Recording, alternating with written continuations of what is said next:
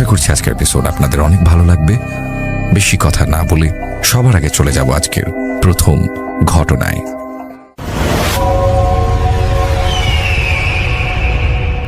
এখন যে ঘটনাটি আপনাদের সাথে শেয়ার করতে যাচ্ছি, এই ঘটনাটি আমাদেরকে যিনি পাঠিয়েছেন তার নাম মাঝহারুল ইসলাম জয়। ওনার বাড়ি ঢাকা জেলার সাভার উপজেলার আশুলিয়ার বাইপাইল এলাকায়। উনি বর্তমানে সাভার সরকারি কলেজে লেখাপড়া করছেন। ওনার সাথে আরও দুই বন্ধু, যার নাম ইমরান ও পারভেজ। এই তিনজন মিলে ওনারা গিয়েছিলেন কক্সবাজারে এপ্রিল মাসের 14 তারিখে, এই 2026 সালের এপ্রিল মাসের 14 তারিখ আর কি। তো ওখানে যখন গিয়েছেন, যাবার পর ওনারা একটি রিসোর্টে উঠেছেন, কুটুমবাড়ি রিসোর্টে। ওখানে যাবার পর ঘোরাঘুরি করেছেন বিচে, কলাতলি, সুগন্ধা বিচ, এগুলোতে ঘোরাফেরা করে রওনা দিয়েছেন পাটুয়ারটেকে যাওয়ার উদ্দেশ্যে। রওনা দিয়েছেন। তো পাটুয়ারটেকে যাওয়ার জন্য যেদিন রওনা দিয়েছিলেন ওই দিনটা ছিল বৃহস্পতিবার। বাইক ভাড়া নিয়ে যাবেন।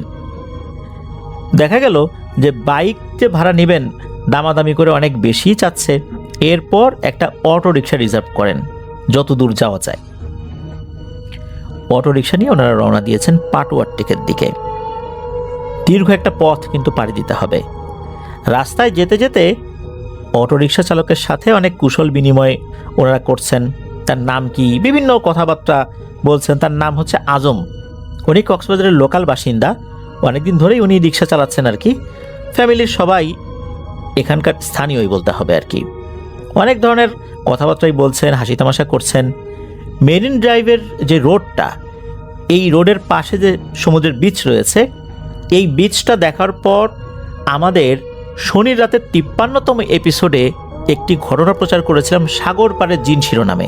এই ঘটনার কথা ওনার মনে পড়ে। তখন উনি মূলত এই অটোরিকশা চালক আজম ভাইকে বলেন যে, ভাই আপনার সাথে কি কোনো ভয়ের ঘটনা ঘটেছে? উনি বলেন যে না, ওনার সাথে কোনো ভয়ের ঘটনা ঘটেনি, তবে ওনার বাবার সাথে ভয়ের ঘটনা ঘটেছিল। এরপর নাকি আমাদের চ্যানেলটা বের করে এই সাগর পাড়ের জিন শিরোনামের যে ঘটনাটা, এটা ওনাকে অংশ বিশেষ শোনান।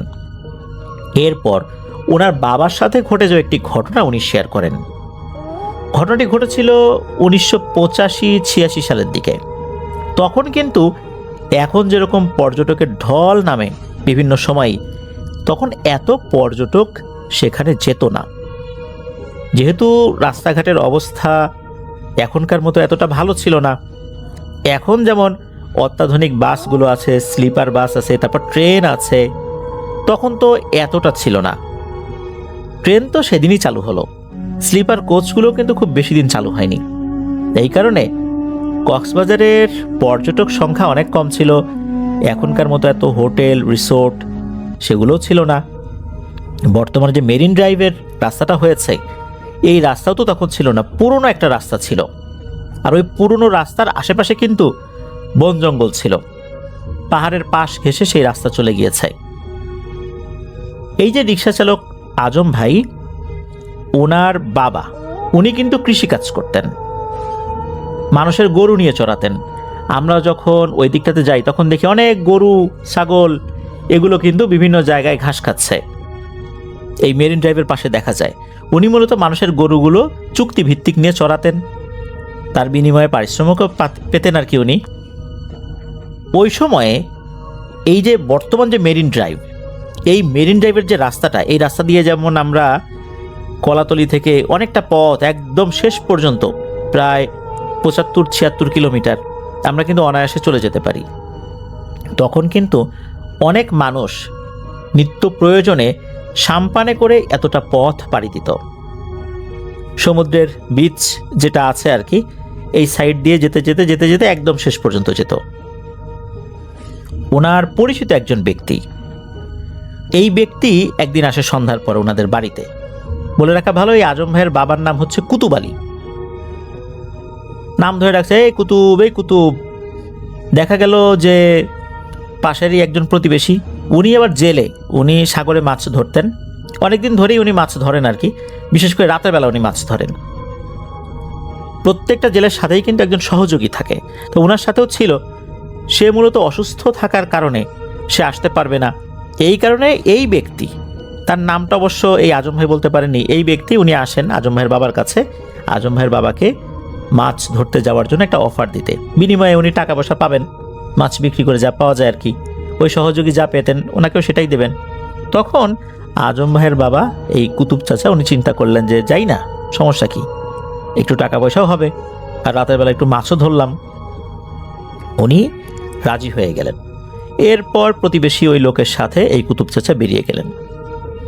মাছ তো ধরছেন, দেখা যাচ্ছে যে ওনারা যেই সাইড দিয়ে মাছ ধরা শুরু করেছিলেন এটা হচ্ছে বর্তমান যে লাবণী বীচ, এইটা লাবণী বীচের নামকরণ নিয়েও নাকি একটা কথা রয়েছে যে কেন এটার নাম লাবণী। আমরা যে বলি যে লাবণী বীচ, লাবণী কারণ নাম কিনা, এই বিষয়ে আজম ভাই বলেছেন আসলে এটা কারণ নাম না, মূলত লয়াকার ব লাভ।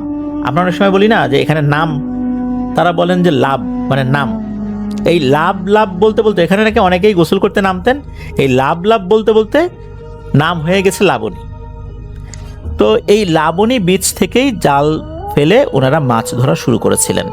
রাত তখন আনুমানিক 10টা সাড়ে 10টার মতো বাজে। ওই দিন সাগর বেশ উত্তাল ছিল।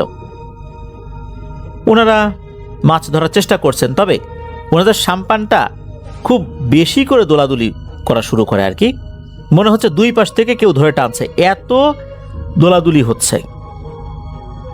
এরকম তো সাধারণত হয় না। তখন এই যে কুতুব চাচা উনি তো আসলে সচরাচর মাছ ধরতে আসেন না, ওনার এই অভিজ্ঞতা ওভাবে নাই। উনি তো কৃষিকাজ করেন আর হচ্ছে গবাদি পশু চড়ান। হ্যাঁ, সমুদ্রে উনি মাছ ধরতে কখনো যে যান নাই বিষয়টা এরকম না, কিন্তু রেগুলার যারা যান তাদের যে অভিজ্ঞতা, সেই অভিজ্ঞতা তার ওনার নাই। ওনার তো বেশ ভয় লাগতে শুরু করে। তখন এই যে প্রতিবেশী উনি বলেন যে না রে কুতুব, আজকে মনে হয় আর মাছ ধরা হবে না, যে অবস্থা দেখতেছি, চল বাড়িতে চলে যাই। জাল গুছিয়ে নৌকা নিয়ে ওনারা তীরে আসার চেষ্টা করতে গিয়ে কাছাকাছি আসার পর ওই নৌকাটি হেলে গিয়ে ডুবে যায়। ওনারা সাঁতরে কিন্তু পারেও ভিড়তে পারে না। দুজনেই অনেক হাবুডুবু খাচ্ছে সমুদ্রের মাঝে। সমুদ্রের এই উত্তাল ঢেউয়ের মাঝে সাঁতার জানলেও কিন্তু খুব একটা বেশি লাভ হয় না। এভাবে কতক্ষণ ছিলেন বলতে পারেন না তারা। এক পর্যায়ে দুইজনই সমুদ্রের লবণ পানি গিলতে গিলতে দুজন থেকে বিচ্ছিন্ন হয়ে যান। কুতুব চাচার যখন জ্ঞান ফেরত আসে তখন তিনি দেখেন সমুদ্রের পাড়ে তিনি পড়ে আছেন। রাত যে তখন কয়টা বাজে সেটা উনি বলতে পারেন না। যেদিকে চোখ যায় শুধু ফাঁকা আর ফাঁকা দেখছেন। সমুদ্রের গর্জন হচ্ছে, ঢেউগুলো আছড়ে পড়ছে বিচে। উনি কোনো মতে শরীরটাকে একটু বালি থেকে উঁচু করার পরপরই বমি করতে শুরু করেন। লবণ পানি বেশি খেয়ে ফেলার কারণেই মূলত এটা হচ্ছিল। তো বমি করার শেষে উনি শরীরে একটু জোর ফেরত পান। উনি হাঁটছেন। অন্ধকারের মধ্যে উনি যে কোথায় এই মুহূর্তে আছেন উনি নিজেও বুঝতে পারছেন না, কোন দিকে যাবেন, কি করবেন। উনি মূলত লাবণী বীচ যেই অংশটা, এখানে নামলেও এখন যে সেখানে নাই এটা বুঝতে পেরেছিলেন। কারণ ওই সময়ও কিন্তু এখনকার মতো এত বড় বড় হোটেল রিসোর্ট না থাকলেও হোটেল তো ছিল, সেখানে আলো জ্বলতো। উনি কোনো ধরনের কোনো আলো দেখতে পাচ্ছিলেন না। তার মানে এমন একটা জায়গায় আছেন এর প্রায় 10 কিলোমিটারের মধ্যে কোনো হোটেল নাই, কোনো আলোও দেখা যাচ্ছে না, তবে চাঁদের আলো ছিল সেখানে। উনি যে কোন দিকে যাবেন বুঝতে পারছেন না। হঠাৎ করে কচমচ কচমচ আওয়াজ উনি শুনতে পান। উনি চিন্তা করলেন কি ব্যাপার, এরকম আওয়াজ কোথা থেকে আসে। চিন্তা করলেন এখানে মনে হয় কোনো লোকজন আছে, মাছ ধরেছে, জালগুলো নিয়ে কোনো কাজ করছে, এই জন্য শব্দ হচ্ছে। আবার এমনও হতে পারে যে সমুদ্রের ঢেউ অনেক সময় বিভিন্ন মৃত প্রাণী ভেসে আসে, কচ্ছপ ভেসে আসে, মাছ ভেসে আসে, তখন পাড়ে থাকা কুকুরগুলো কিন্তু এগুলো খায়। হতে পারে এরকম কিছু একটা।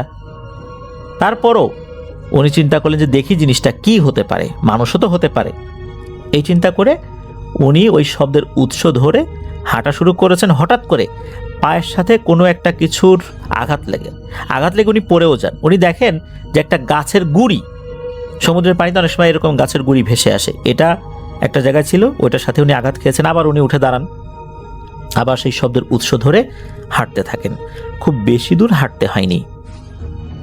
উনি দেখলেন যে উল্টো দিকে ঘুরে মানুষের আকৃতির মতো কিছু একটা বসে আছে এবং কিছু একটা খাচ্ছে। ওই খাবারেরই আওয়াজ হচ্ছে। এই লোকটা যদি দাঁড়ায় তাহলে উচ্চতা হতে পারে 10 থেকে 11 ফুট, তবে পেছন থেকে দেখে মনে হচ্ছে ভাল্লুক বা গরিলার মতো কিছু একটা। সেই মূলত বসে বসে কিছু একটা চিবিয়ে খাচ্ছে। এইটা দেখার পর উনি তো মারাত্মক ভয় পেয়ে যান।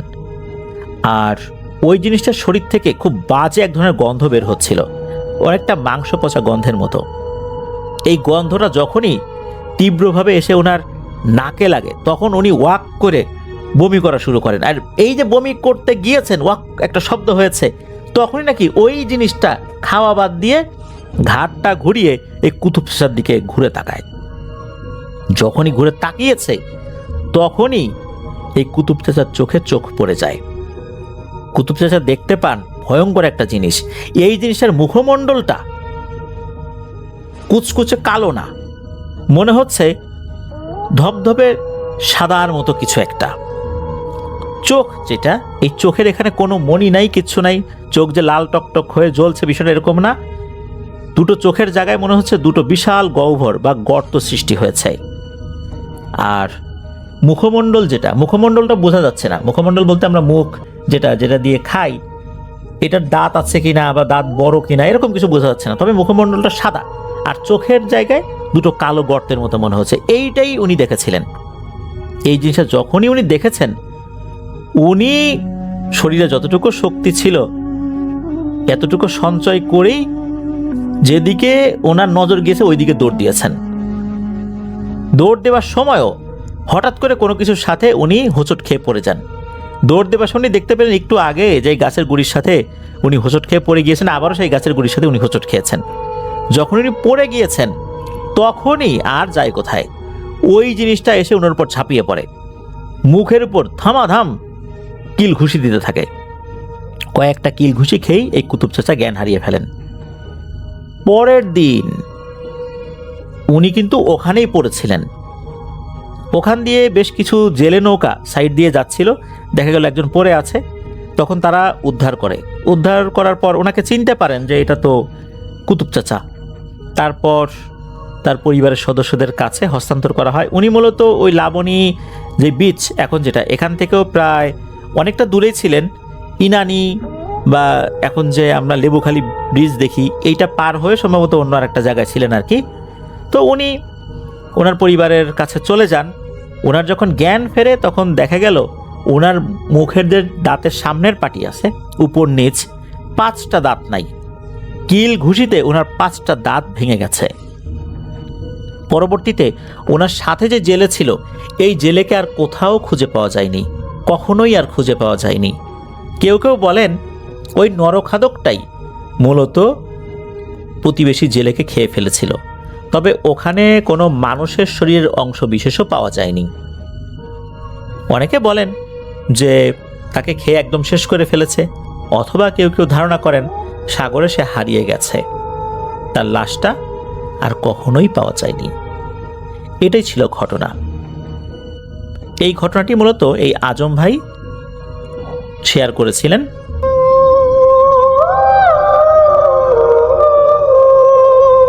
এই ঘটনাটি আমাদের কাছে শেয়ার করেছেন প্রত্যয়, ঢাকার এসকাটন থেকে। আর প্রত্যয় তার ছোট মামা সাগরের সাথে ঘটা একটি ঘটনা শেয়ার করেছেন। তিনি আমাকে অনুরোধ করেছেন আমি যেন আমার মতো করে ঘটনাটা আপনাদের কাছে প্রেজেন্ট করি। আমি চলে যাচ্ছি প্রত্যয়ের ঘটনায়। ঘটনাটি 90 দশকের শেষের দিকে ঘটা, মানে 99, 2000 এরকম একটা সময়। প্রত্যয়ের মামা তখন তার পড়াশোনা শেষ করেছেন, প্রত্যয়দের বাসায় কিছুদিন ছিলেন, কিন্তু তার মানে চলাফেরাটা একটু এলোমেলো ছিল। বন্ধুদের সাথে সারাদিন আড্ডা দিতেন এবং চাকরি খুঁজতেন, বিভিন্ন কাজে ব্যস্ত থাকতেন। এই জন্য তার রাত হয়ে যেত বাসায় আসতে। তো প্রত্যয়ের বাবা আবার খুব স্ট্রিক্ট, এই জন্য তিনি চিন্তা করলেন তিনি একটা বাসা ভাড়া নেবেন।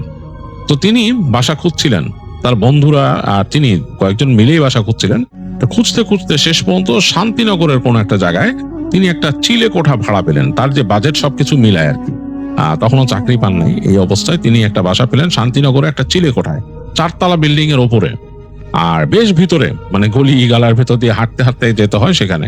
তো শান্তিনগরে নেওয়ার কারণ হচ্ছে যে তার বন্ধু বান্ধব বেশিরভাগ থাকতো মতিঝিলে আর কাকরাইল এলাকায়। তো তাদের সাথে আড্ডা দিতে তার সুবিধা হতো, মানে একসাথে তার আড্ডা দিতে, এবং তিনি কিছু মাত্র মিউজিক প্র্যাকটিস করতেন বন্ধুদের সাথে। তো এই কারণে তার ওইটাই ভালো মনে হলো। আর এই বাসাটা মোটামুটি তিনি বেশ একটা বাজেট রেঞ্জে পেয়ে গেছিলেন। বাসা বলাটা ভুল হবে, এটা একটা চিলে কোঠা, মানে এখানে একটা রুম ছাদের উপরে করা, সাথে একটা বাথরুম আর একটা ছোট্ট কিচেনের মতো আছে। তো এটাতে হয়ে যায়, সাগর সাহেবের হয়ে যায়। তো তিনি বেশ পছন্দ করলেন, বাড়িওয়ালার সাথে কথা বললেন, বাড়িওয়ালা তার ব্যাকগ্রাউন্ড নিয়ে কথা বললো। তো তিনি বললেন যে হ্যাঁ তিনি কোন ফ্যামিলি ইত্যাদি ইত্যাদি সবকিছু পরিচয় দেওয়ার পরে বাড়িওয়ালা তাকে ভাড়া দিয়ে দিলেন। তো প্রত্যয়ের মামা বাসার অ্যাডভান্স দেওয়ার পর নিজে একটু রিলিফড হলেন মানসিকভাবে, যে তিনি এখন বাসা নিয়ে ফেলছেন। তো নিজে এখন তিনি কখন বাসায় আসলেন, কি করলেন সব নিজে বুঝবেন। বাড়িওয়ালাকে একটু বলছেন যে আমার মাঝে মাঝে বাসায় আসতে রাত হয়, কারণ বোনের বাসা খাওয়া দাওয়া করে আসবো, তো অনেক সময় রাত হয়ে যেতে পারে, আবার আমি টিউশনই করাই। তো বাড়িওয়ালা বললেন আচ্ছা ঠিক আছে, অসুবিধা নাই, আমি বলে রাখবো, দারোয়ানকে একটু বলে যাবেন যেদিন রাতে আসবেন। তো যাই হোক, বাড়িওয়ালার কাছ থেকে বের হয়ে প্রত্যয়ের মামা তিনি তার বন্ধুকে নিয়ে, দুই বন্ধু ছিল সাথে, তাদেরকে নিয়ে গেলেন যে এই বাসার জন্য জিনিসপত্র কিনতে হবে, মানে তার অ্যাটলিস্ট শোয়ার জন্য খাট লাগবে, একটা টেবিল লাগবে, এগুলা।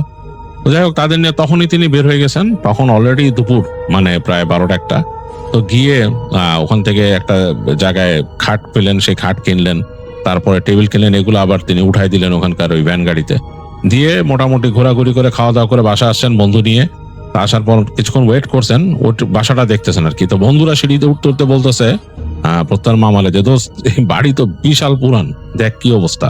মানে এই 4 তলার মোটামুটি 3 তলার পর থেকে দেখা গেছে যে মানে খুব একটা আর যত্নই নেয়নি তারা। 4 তলা মানে এই যে 3 তলার পর থেকেই ওই জায়গাটা কেমন, সিঁড়ি ঘর কেমন হয়ে গেছে, সিঁড়িতে মনে হয় খুব একটা উঠে না কেউ, সিঁড়িটা বেশ নোংরা, ছাদে ওঠা সিঁড়িটা ওদিকে, আর প্লাস্টার কাইন্ড অফ মানে ড্যাম খেয়ে গেছে পুরা, আর ছাদের দরজাটা এমনি জাস্ট ভেজানো। তো উঠলো বন্ধুদের নিয়ে, দেখতেছে ছাদটা মোটামুটি ড্যাম হয়ে গেছে এবং ছাদটা বেশ বড়। একটা কোনায়, ডান দিকে একটা কোনায় হচ্ছে সে চিলে কোঠা, এবং সে চিলে কোঠাটা আগেও দেখছে, প্রত্যয় দেখেই তো এটা পছন্দ করছে। তো ঢুকলো, ঢোকার পর ভেতরে কেমন একটা ব্যবসা টাইপের আবহ, কেন কেউ থাকতেছে না, খালি, পুরা খালি। দেখলো যে একটু মাকড়সার জাল টাল হয়েছে। আর বাসার পেছন দিকে গেল বন্ধুদের নিয়ে, যে দেখলো যে ওখানে গাছ, 3টা কাঁঠাল গাছ আর 2টা নারকেল গাছ, এবং বেশ উঁচু উঁচু। কাঁঠাল গাছের বেশ অংশগুলো ছাদের উপর এসে পড়ছে, নারকেল গাছগুলো এখানে এসে গেছে। নারকেল গাছগুলো ওই 4 তলার ছাদ ছাড়া উঠে গেছে বেশ উপরে, কেমন জানি ঝোপালো টাইপের, নারকেলও ধরে আছে। তো বন্ধুরা বললো আরে এখানে দাঁড়াবি, দাঁড়ায় নারকেল পাড়বি আর খাবি, বেড়া কি চিন্তা, অসুবিধা নেই, আর আমরা কেউ আইলে আড্ডা দেবো এখানে বসে। তো বন্ধুদের বললো আচ্ছা দেখা যাক, দেখ কি অবস্থা। বলে কি দোস্ত কেমন জানি ছাদটা, একটু কেমন জানি মনে হয় যে কেমন ভুতুড়ে টাইপের।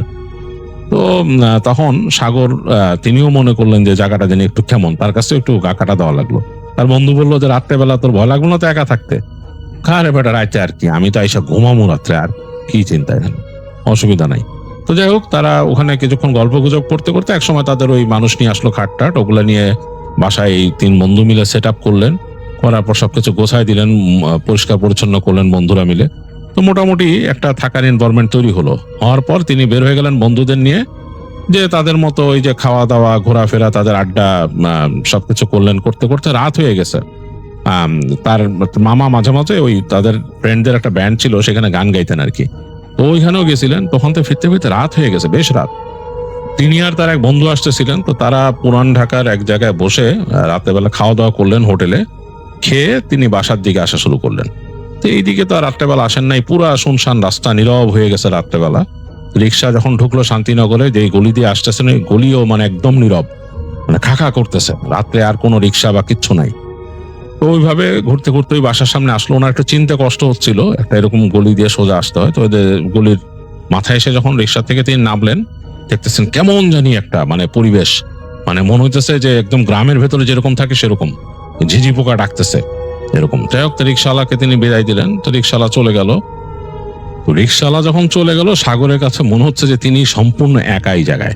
তো গেটের সামনে দাঁড়ায় ছিলেন, গেটের কাছে গেলেন, গিয়ে তিনি গেটটা হালকা করে নক করলেন, টক টক টক টক করে। লোহার গেট, এরকম 2 পাল্লার একটা গেট, ঢক টক করে নক করলেন। দেখলেন কোনো সাড়া শব্দ নাই, বাট তার এই নকটা অনেক জোরে মনে হলো।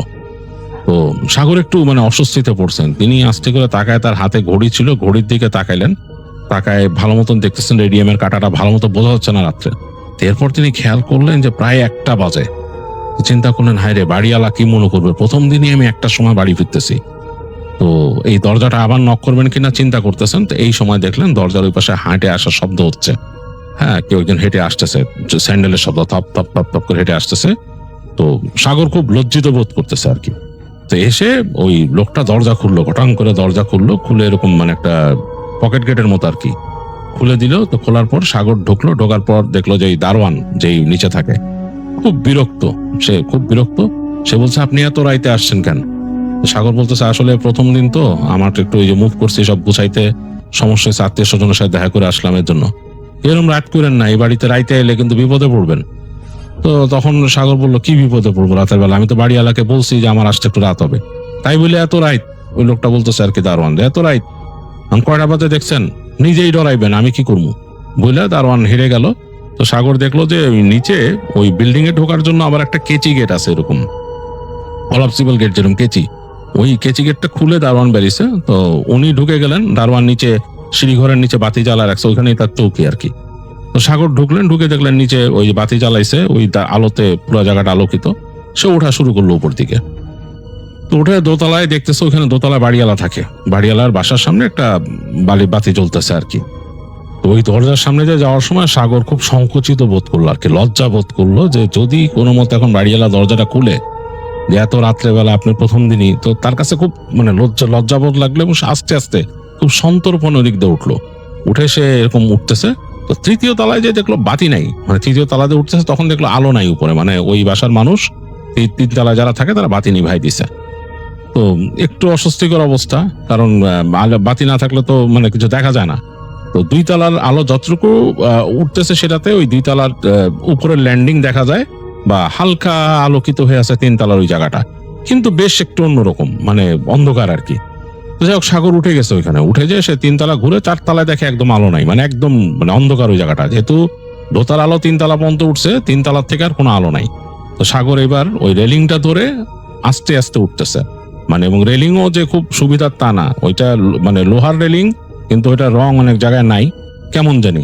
তো আস্তে আস্তে উঠতেছে সাগর পা দিয়ে দিয়ে, মানে যাতে আবার মানে পড়ে টড়ে না যায় বা আছাড় না খায়, যেহেতু অন্ধকার, মানে পুরো অন্ধকার, ঘুরঘুরটি অন্ধকার।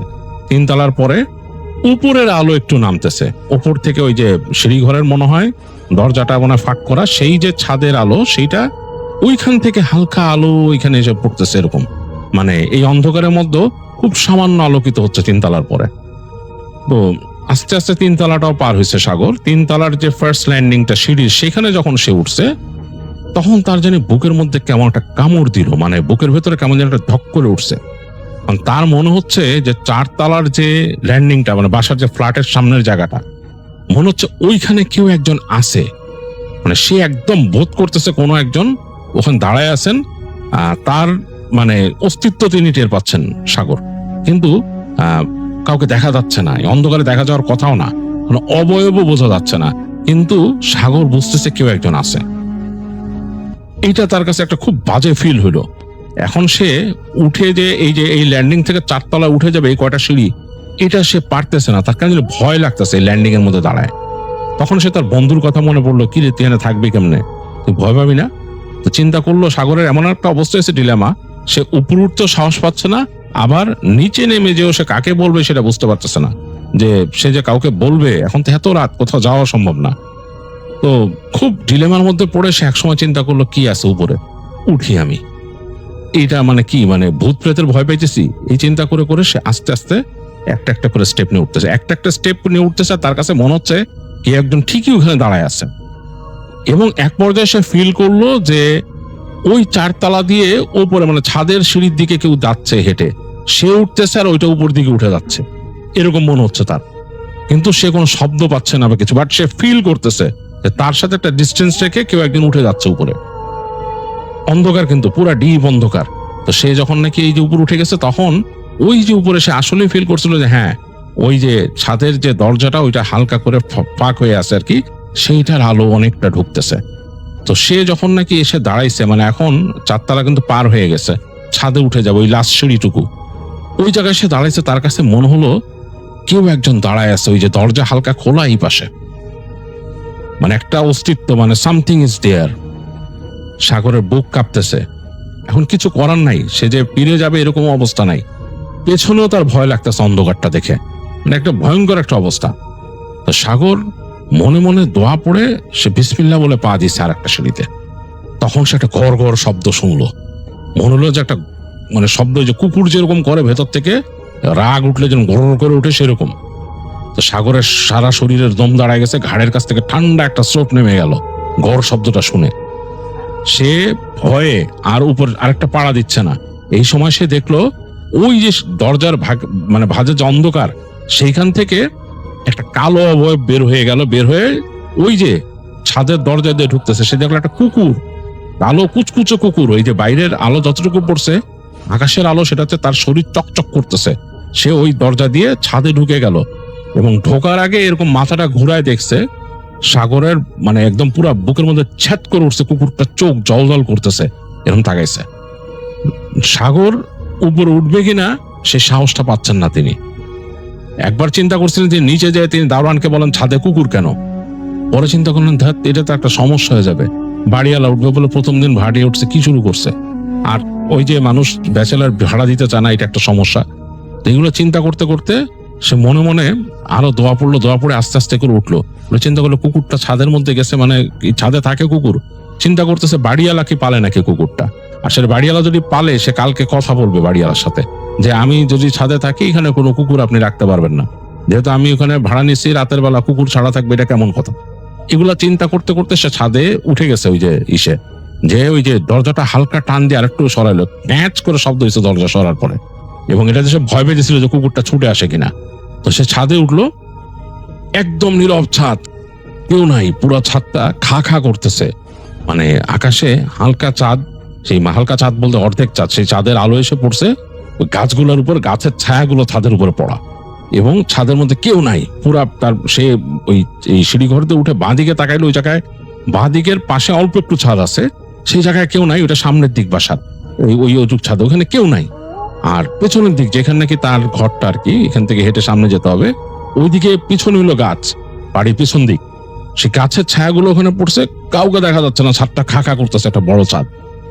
বেশ ভয় লাগছে সাগরের কাছে। তিনি কিছু না বলে আস্তে আস্তে আস্তে করে হেঁটে তার ঘরের দিকে গেলেন, চাবিটা বের করলেন, তার হাত কাঁপতেছে, তালা খুলতে হবে যে, তখনকার সময় গ্লোব তালা ছিল এরকম, তো হাত কাঁপতেছে যে ওই তালা খোলার সময় কুকুরটা দৌড়ে আসে নাকি চিন্তা করতেছে। তার বারবার মনে হইতেছে ওই অন্ধকারে ছায়ার মধ্যে কুকুরটা আছে। তো সে তালাটা হাত কাঁপতে কাঁপতে তালাটা খুলছে, খট করে তালা খুলছে, খুলে তালাটা যখন খুলে ফেলছে, এই সময় সে দেখলো যে ওই গাছের ছায়, মানে ওই চোখটা তখন শুয়ে আসছে সাগরেরও কিছুটা, ওই অন্ধকার আলো আলো আলো আধারিতে চাঁদের আলো একটু পড়ছে, দেখতেছে ওই গাছের নিচে ছায়ার মধ্যে কুকুরটা বসে আছে, কালো কুচকুচে শরীর, এই যে হালকা চাঁদের আলো গায়ে পড়ছে, চকচক করতেছে, এবং তার দিকে তাকায় আছে, চোখ দুটো জ্বলতেছে, কান দুইটা হাউন্ডের মতো ঝুলে আছে এরকম। তো সাগর তাড়াতাড়ি ঘরে ঢুকে দরজাটা আটকায় দিল। দরজাটা আটকায় সে চিন্তা করতেছে কালকেই, কোনো কথা নেই, কালকে আমি বাড়িওয়ালার সাথে কথা বলছি, ছাদের মধ্যে কোনো কুকুর পালা যাবে না, তাহলে আমি বাসা ছেড়ে দিব, আর এ বাসা আমি থাকবো না ছাদের মধ্যে কুকুর পাললে। এই চিন্তা করে সে তাড়াতাড়ি তালাটা রাখলো, রেখে তার রেখে সে তাড়াতাড়ি গেল বাথরুমে, হাত মুখ ধুলো, বেরোয় আসলো, এসে চিন্তা করলো ঘুমায় যাই, আর কিছু করার নাই। ওই যেখানে তার খাট পাচ্ছিল ওখানে ফ্যান লাগাইছে, তার একটা ফ্যানটা চালাই দিল, ফ্যানটা চালায় সে বিছানার মধ্যে শুয়ে পড়লো। শুয়ে ভাবতেছে যে দিনটা কেমন গেল, সারাদিন কি করলাম, এগুলো ভাবতেছে, আর ঘুম তো আসে না। নতুন একটা জায়গা, কেমন একটা জানি ঘরের মধ্যে যেন একটা ভ্যাপসা টাইপের গন্ধ, মানে বাসাটায় কেউ থাকতো না এর আগে, এটা বোঝা যাচ্ছে যে ঘরটার মধ্যে কেউ থাকতো না, একটা ভ্যাপসা টাইপের গন্ধ আছে, অনেকদিন বন্ধ থাকায়। আর জানালা সে খুলে নেই ভয়ে, ছাদের দিকে একটা জানালা আছে আর এই পাশে একটা জানালা আছে, ওইটা হচ্ছে পাশের প্লটের দিকে, তো সে জানালা খুলে নেই। তো ওই শুয়ে থাকতে থাকতে তার বেশ ভ্যাপসা লাগতেছে, ফ্যানের বাতাসটাও খারাপ লাগতেছে। তো সে আস্তে করে ওই উঠে ওই পাশের যে জানলাটা, পাশের প্লটের দিকে যে জানলা, সেটা খুলে দিল। সে খোলার পর একটু বাতাস ঢুকলো ঘরের মধ্যে, আর একটু মানে নর্মাল হইলো ঘরের আবহাওয়া।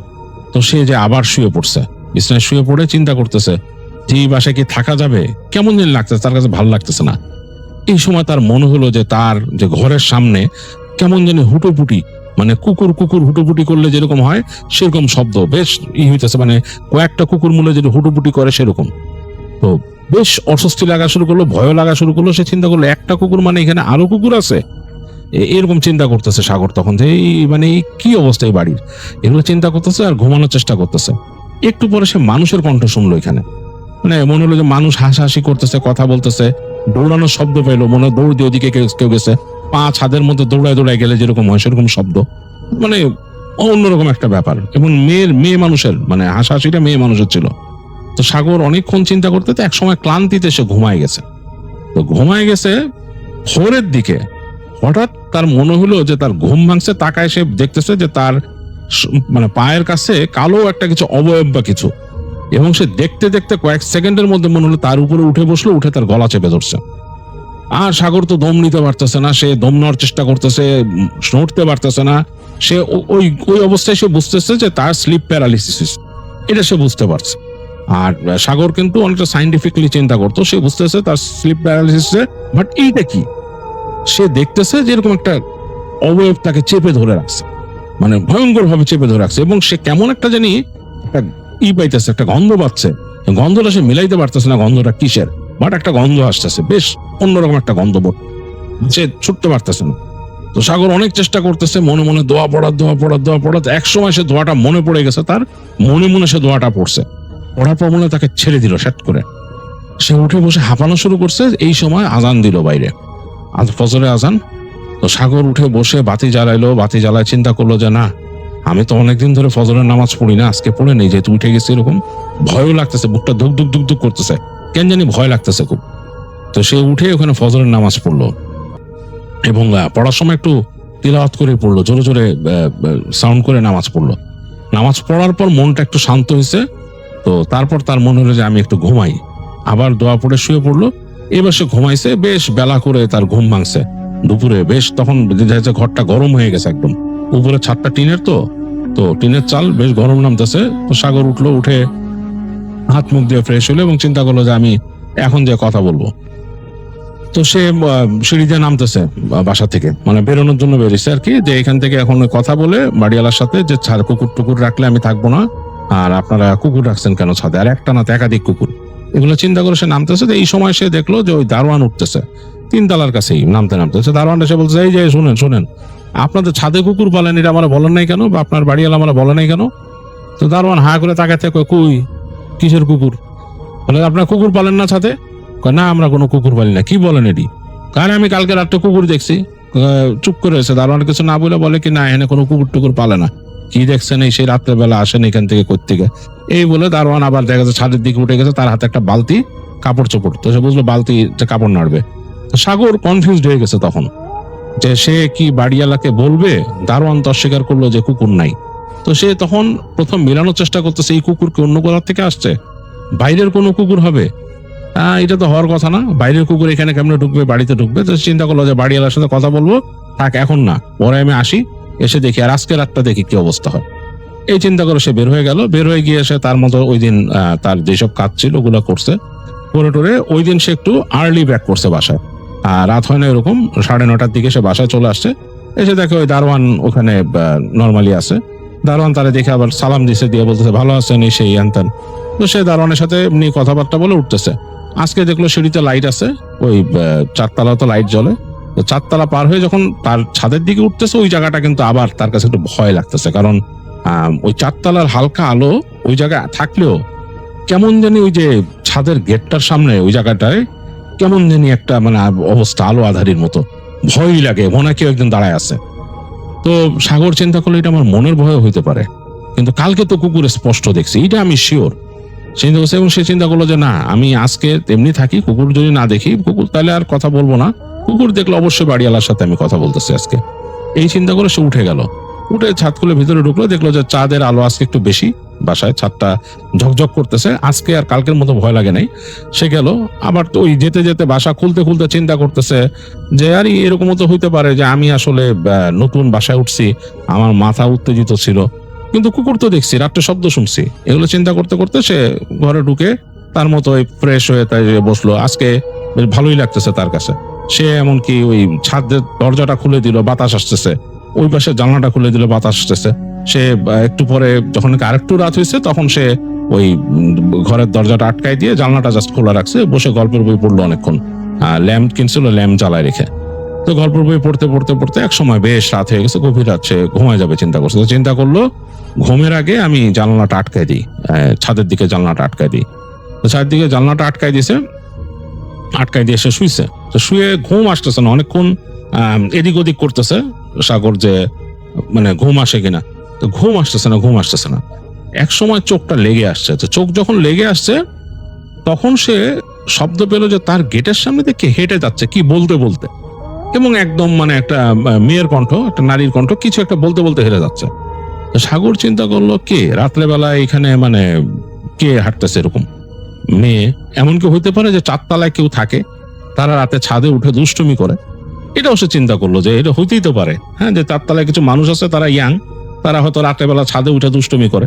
আবার চিন্তা করছে যে ভাড়াটিয়া আসছে, তো একটু দেখি, হয়তো তারা সব সময় আসে এখানে, বাড়িওয়ালা তো ছাদ খোলাই রাখে।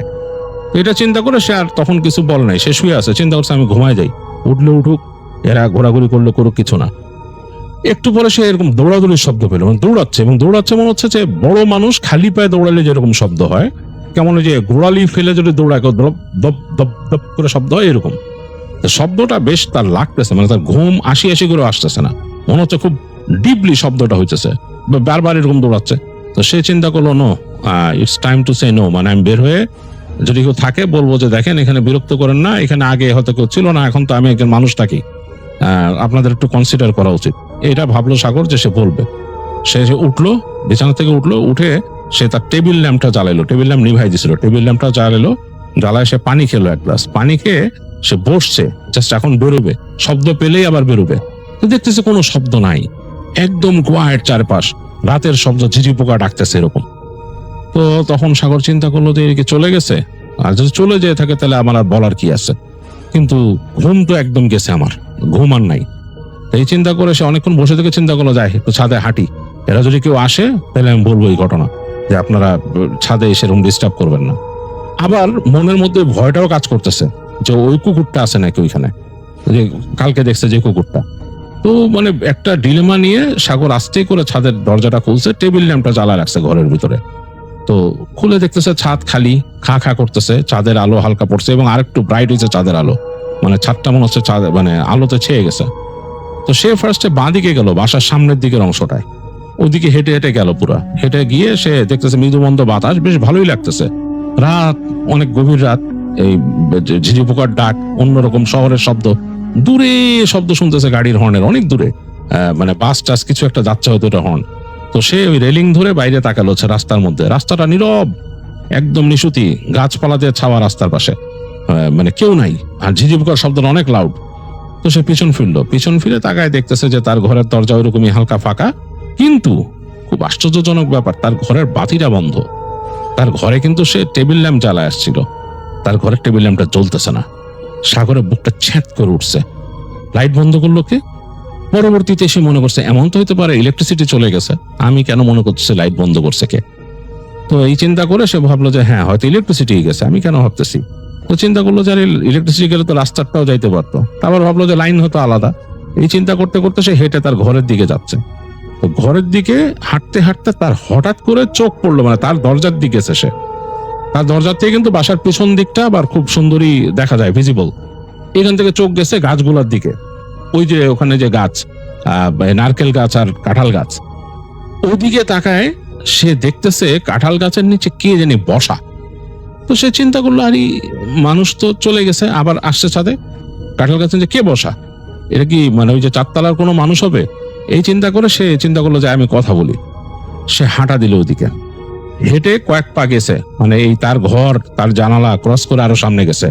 সে হেঁটে সামনে গেছে, আরো কয়েক পা সামনে গেছে, মানে কথা বলবে, এখন মুখটা খুলবে, এই যে এই কথাটাতে শুরু করবে। এই সময় তার কাছে মনে হলো যে এই মানুষটা কাঁঠাল গাছের নিচে বসা, সে স্বাভাবিক কিছু না, কারণ উচ্চতা অনেক বেশি। স্বাভাবিক একটা মানে এটা একটা মেয়ে বসা কাঁঠাল গাছের নিচে, এটা সে বুঝতে পারছে। স্বাভাবিক একটা মেয়ের লম্বা হাইট কতটুকু হতে পারে, মানে 5 ফিট 2-3, লম্বা হলে 5 ফিট 6, 8 বা 7 বা এরকম হবে আর কি, 8-10 এরকম লম্বা, লম্বা মেয়ে হলে 8-10 হতে পারে এরকম, বা হয়তো বা এক্সেসিভলি লম্বা 6 ফিট এরকম হতে পারে। এইটা বেশ লম্বা, মনে হচ্ছে অতিরিক্ত লম্বা একটা মেয়ে মানুষ ওখানে বসে আছে, এবং সে লাইট কালারে কোনো কাপড় পরা, মানে এইটা সাগর বলবে না যে সাদা, সে বলছে লাইট কালার। এখন either it could be white, it could be any other colour, light colour. তো দেখতেছে ওরকম পড়া, এবং তার এই চুল, মাথার যে চুল অনেক লম্বা, সেইটা ওই ফ্লোরে, মানে যে ছাদের যে মাটিতে পড়ে ভাঁজ ভাঁজ হয়ে গেছে, লেয়ারে লেয়ারে, অ্যাজ ইফ কোনো কাপড় যদি কেউ ছেড়ে দেয়, ছেড়ে দিলে যে পড়ে এরকম জমে, কাপড় জমে, উপর থেকে পড়তেই থাকে কাপড়, যেরকম এরকম জমে যায়, সেরকম চুল জমে আছে ওই জায়গায়। এত চুল, কালচে চুল, এরকম মাথাটা এরকম নামানো একদিকে, চুলগুলো এরকম। সাগরের সারা শরীরে রোম দাঁড়া গেছে, সে বুঝতে পারছে এইটা খারাপ কিছু, এটা মানুষ না। সে বুঝতে পারছে ভূত প্রেতের ব্যাপার তো সবাইরই একটু হয়।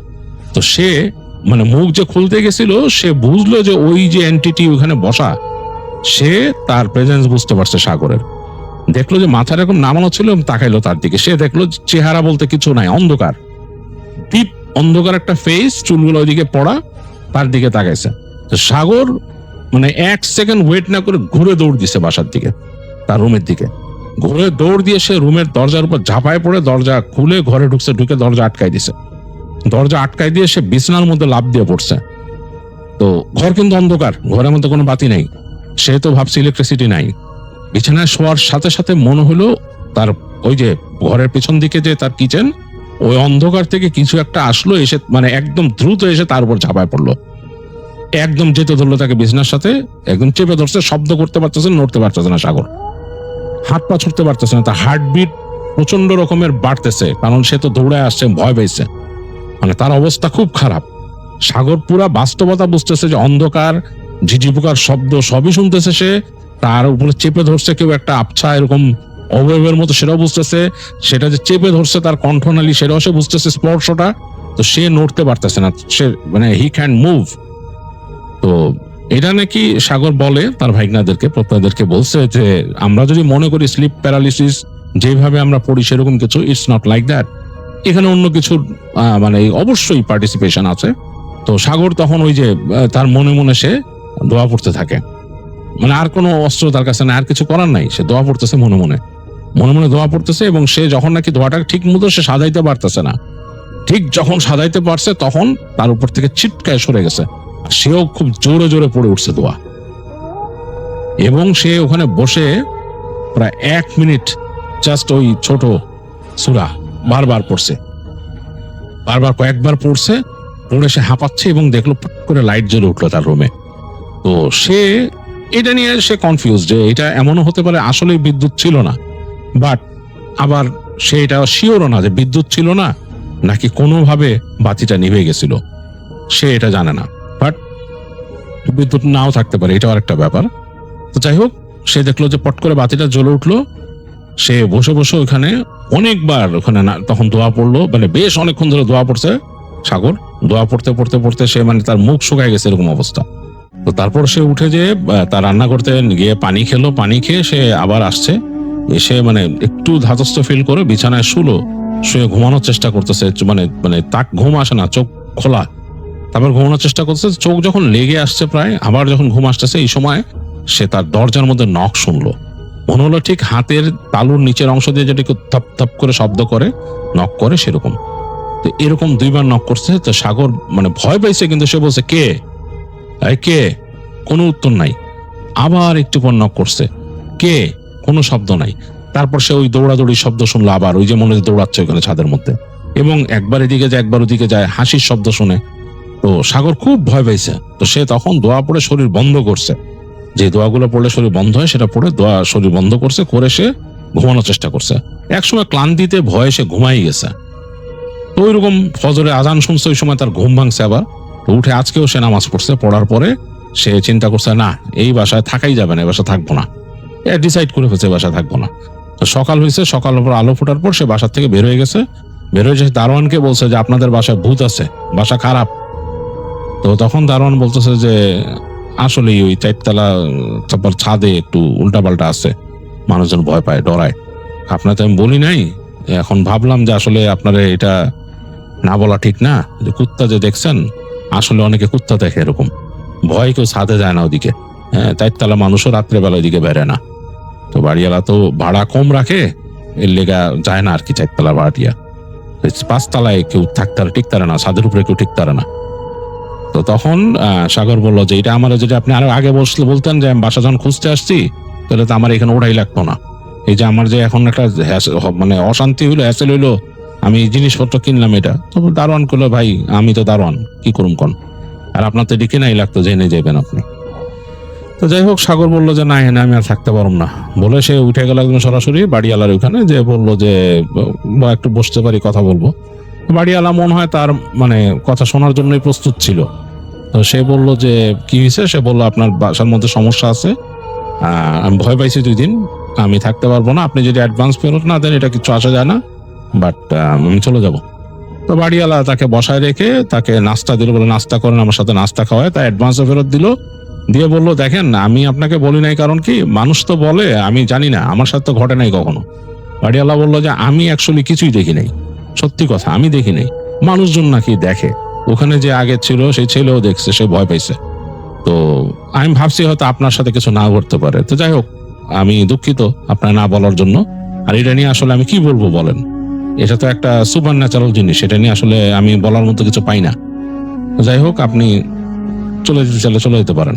তো সাগর তখন ওই অ্যাডভান্সের টাকা নিচে বাড়িওয়ালা বললো যে আমি থাকছি 2 দিন, এটা সাহেব বললো না না ওগুলা লাগবে না ভাই, ইটস ওকে এই বললো। তো সে তোর ওই দিনই বের হয়ে গেছে, যে তার বন্ধুর সাথে কথাবার্তা বললো যে বাড়িওয়ালার এসে বলছে যে আমি যদি 2 দিন বাসা পেতে সময় লাগে আমার এই ফার্নিচারটা একটু রাখবো, বলছে কোনো অসুবিধা নেই, আপনার সময় মতো নিয়ে যান। তো সাগর ওই দিন চলে যায় পরে বন্ধুদের সাথে দেখা করে বাড়ি আর একটা খুঁজে, ও ওখানকার থেকে কাছাকাছি একটা জায়গায় একটা বাসা পায়, আরো ভালো ওইটা আবার ওই যে বিল্ডিং এর মধ্যেই, ছাদের উপরে না। তো সেখানে পাওয়ার পর সেখানে সে পরে মুভ করে যায়, জিনিসপত্রগুলো নিয়ে যায়। আর বাড়িওয়ালা ওয়াজ কাইন্ড ইনাফ, জিনিসপত্র রাখতে দিছে তাকে ওই কয়েকদিন, আর অসুবিধা হয় নাই। তো এই হচ্ছে প্রত্যয়ের মামা সাগরের ঘটনা, যেটা আপনাদের সাথে শেয়ার করলাম।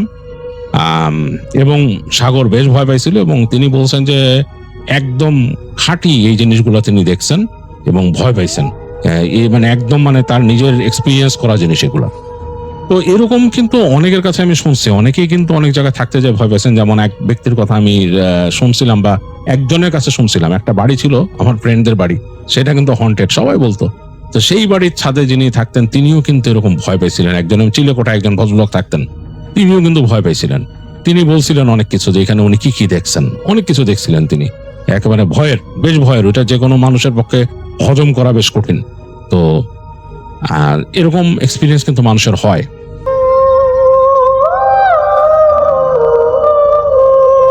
আমাদের ঘটনাটা পাঠিয়েছে, আসলে ঘটনাটা ওভাবেই বলি যেভাবে তিনি আমাদেরকে পাঠিয়েছেন।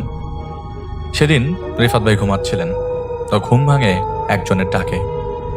তিনি হুড়মুড় করে উঠে যান, তার স্ত্রী তাকে ডাকছে, ডেকে তোলে।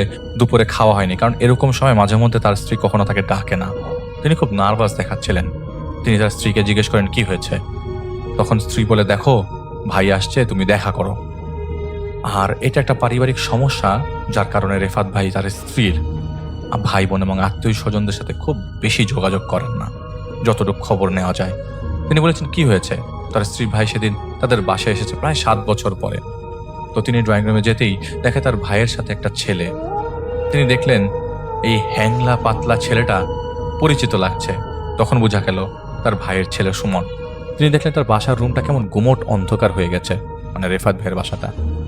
তিনি সাথে সাথেই সূরা পরে 3টা হাততালি দিয়ে শরীর বন্ধ করে ফেলেন, কিন্তু কিছুই তার স্ত্রীর ভাই এগুলা বুঝে ওঠে নাই। তার স্ত্রীর ভাইয়ের নাম হচ্ছে জাহাঙ্গীর। তো সেই জাহাঙ্গীর সাহেব তার কাছে এসছেন, তার সাথে তার ছেলে ছিল।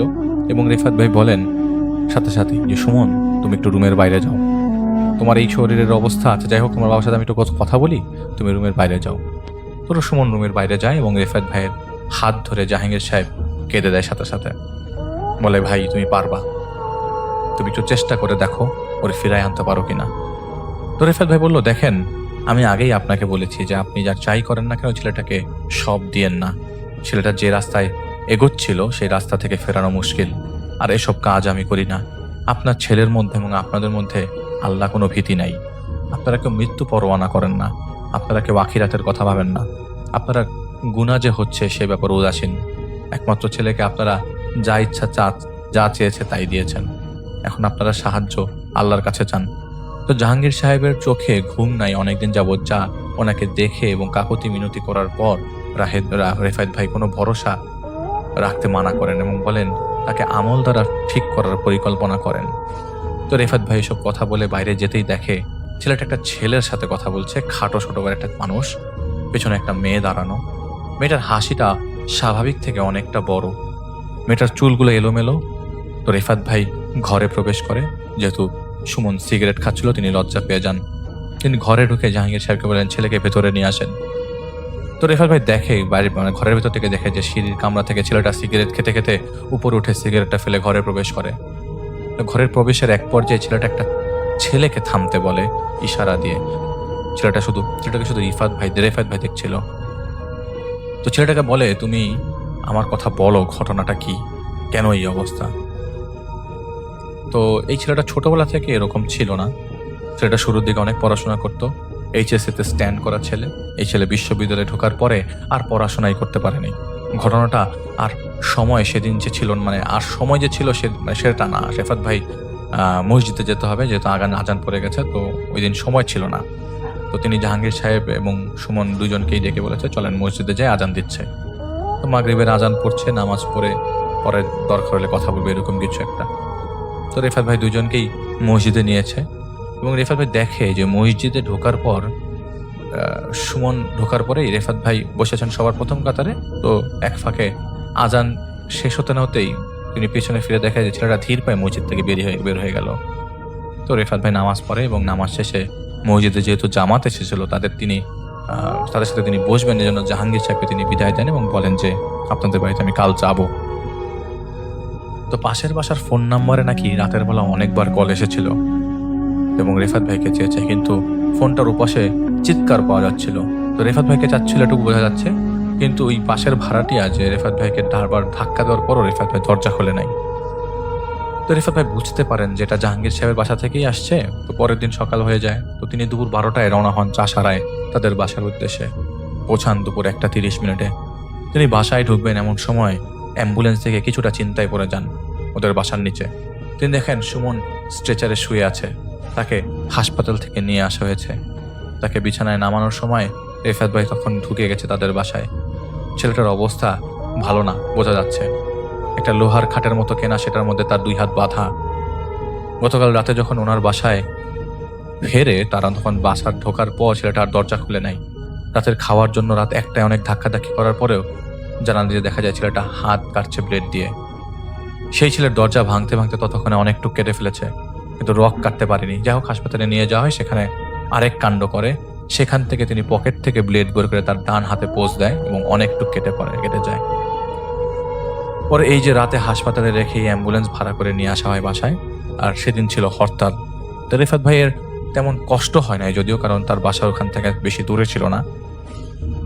তো ঘটনা শুরু হয় আর বছর খানেক আগের থেকে। ঘটনাটা এরকম যে ছেলে পড়াশোনা বিশ্ববিদ্যালয়ে শুরু করে, প্রতিদিন বাসে করে ঢাকায় আসতো, আবার টাইমলি বাসায় ফিরতো। কিন্তু হঠাৎ করেই তার ডিমান্ড বাড়তে থাকে। তার টাকা লাগতো, এটা কিনবো ওইটা কিনবে পড়াশোনার খাতিরে। আর যেহেতু সে বিশ্ববিদ্যালয়ে মেধা দিয়ে সুযোগ পেয়েছে, তখন তার বাবাও তাকে যেতে দিত। মানে তখন তার বাবা তাকে যে চাইতো, যা যেত তাই দিত। এই সময়টা তো লেখাপড়ার সাথে সাথে বিশ্ববিদ্যালয়ে মজা করার সময়। তার বাবার চিন্তা ছিল এটা, তার বাবা তাকে দিয়েছে। তিনি যখন চেয়েছেন তখনই পেয়েছেন। 1-2 মাসের মধ্যে ছেলেটার কথাবার্তা খুব বাজে হতে থাকে। যখন চাওয়া শুরু হয়ে যায়, এক পর্যায়ে সে সারা রাত জাগতো। ভার্সিটিতে যেত না, ঘুম থেকে উঠা শুরু করে দুপুর 3টা-4টায়। ঘুম থেকে উঠেই সে মেজাজ খারাপ করতো, চিৎকার চেঁচামেচি করতো। একদিন বিকালে ঘুম থেকে উঠে রাগের চোটে তাদের বাসায় একটা টিয়া পাখি ছিল, সেটার গলা চিপে সবার সামনে মেরে ফেললো। টিয়া পাখিটা কথা বলতো, সেটা সবার ভালো লাগতো এবং ওর নিজেরও ভালো লাগতো, কিন্তু তার হঠাৎ খারাপ লাগা শুরু হয়ে যায়। সেই টিয়া পাখিটাকে মারলো, মেরে একদম পাড়া দিয়ে থেতলে দিল। ছেলের এই পরিবর্তন তখন অনেকটু খারাপ পর্যায়ে চলে গেছে। তা এটা তারা চিন্তাও করতে পারেনি যেরকম কিছু একটা হবে। এটা তাদের মাথায় আসেনি আসলে ঘটনাটা কি, তার ছেলে এরকম কেন করছে। তাদের বাসায় একটা কাজের ছেলে ছিল, কাজ করার জন্য নিয়ে এসেছিল। সেই ছেলেটাকে দুপুরে খাওয়ার জন্য নক করার সময় সুমন মেজাজ খারাপ করে ছেলেটাকে পেটের মধ্যে সজোর একটা লাথি মারে, একটা লাথি বসিয়ে দেয়। সেই ছেলেটাকে পরে তার বাবা মা নিয়ে যায়। জাহাঙ্গীর সাহেবের বাসায় খুব আজগুবি মানুষের যাতায়াত শুরু হয়ে যায়। তখন বড় বড় চুল, গিটার কাঁধে নিয়ে ছেলেরা ঢুকতো। এই যে ঢুকতো, বেরোতো সকাল 9টা-10টার পর। সুমনের রুমে সুমন কাউকে ঢুকতে দিত না, ইভেন তার বাবা মাকেও না। পরিষ্কার করার জন্য কেউ ঢুকতে পারতো না। একদিন একটা দামি ঘড়ি বাসায় পাওয়া যাচ্ছিল না, কোথাও পাওয়া যাচ্ছে না। পরে জানা যায় সুমন তা বিক্রি করে দিয়েছে। কেন বিক্রি করেছে সেটা সে স্বীকার করেনি। ছেলে সিগারেট খেত, এটা বাবা মা দুজনই জেনে গেছিল, কিন্তু মানা করলে ছেলের মেজাজ তার আসলে পরিবর্তন করতে পারতো না। জাহাঙ্গীর সাহেবের এই বাড়িটা নিজের, 3 তলা করা, সব ভাড়া দেওয়া, এবং তাদের পাটের ব্যবসা ছিল, ভালো চলছিল, এলাকায় বেশ নাম ডাক ছিল। একদিন বিকালে তিনি বন্ধু বান্ধব নিয়ে ছাদে ওঠেন। তখন তাদের বাসার ভাড়াটিয়া মুরব্বি তার নাতি কিনে ছাদে উঠে দেখে ছেলেটা ইঞ্জেকশন নিচ্ছে। তার সাথে আরো 4-5 জন ছেলে, একটা মেয়ে। ওদের বেশভূষা খুব একটা ভালো না। সেদিনই তার বাবাকে সেই ভাড়াটিয়ার মুরব্বি জানায় তার অবস্থা ভালো না। তিনি সেদিন সুমনকে অনেক মারে, বেধড়ক মারে, মেয়ের অবস্থা কাহিল করে দেয়। এলাকার মানুষ জানলে কি হবে সেই চিন্তা করে তিনি অনেক মারেন ছেলেকে। সেদিন রাতে সুমন বাসা থেকে বেরিয়ে পড়ে।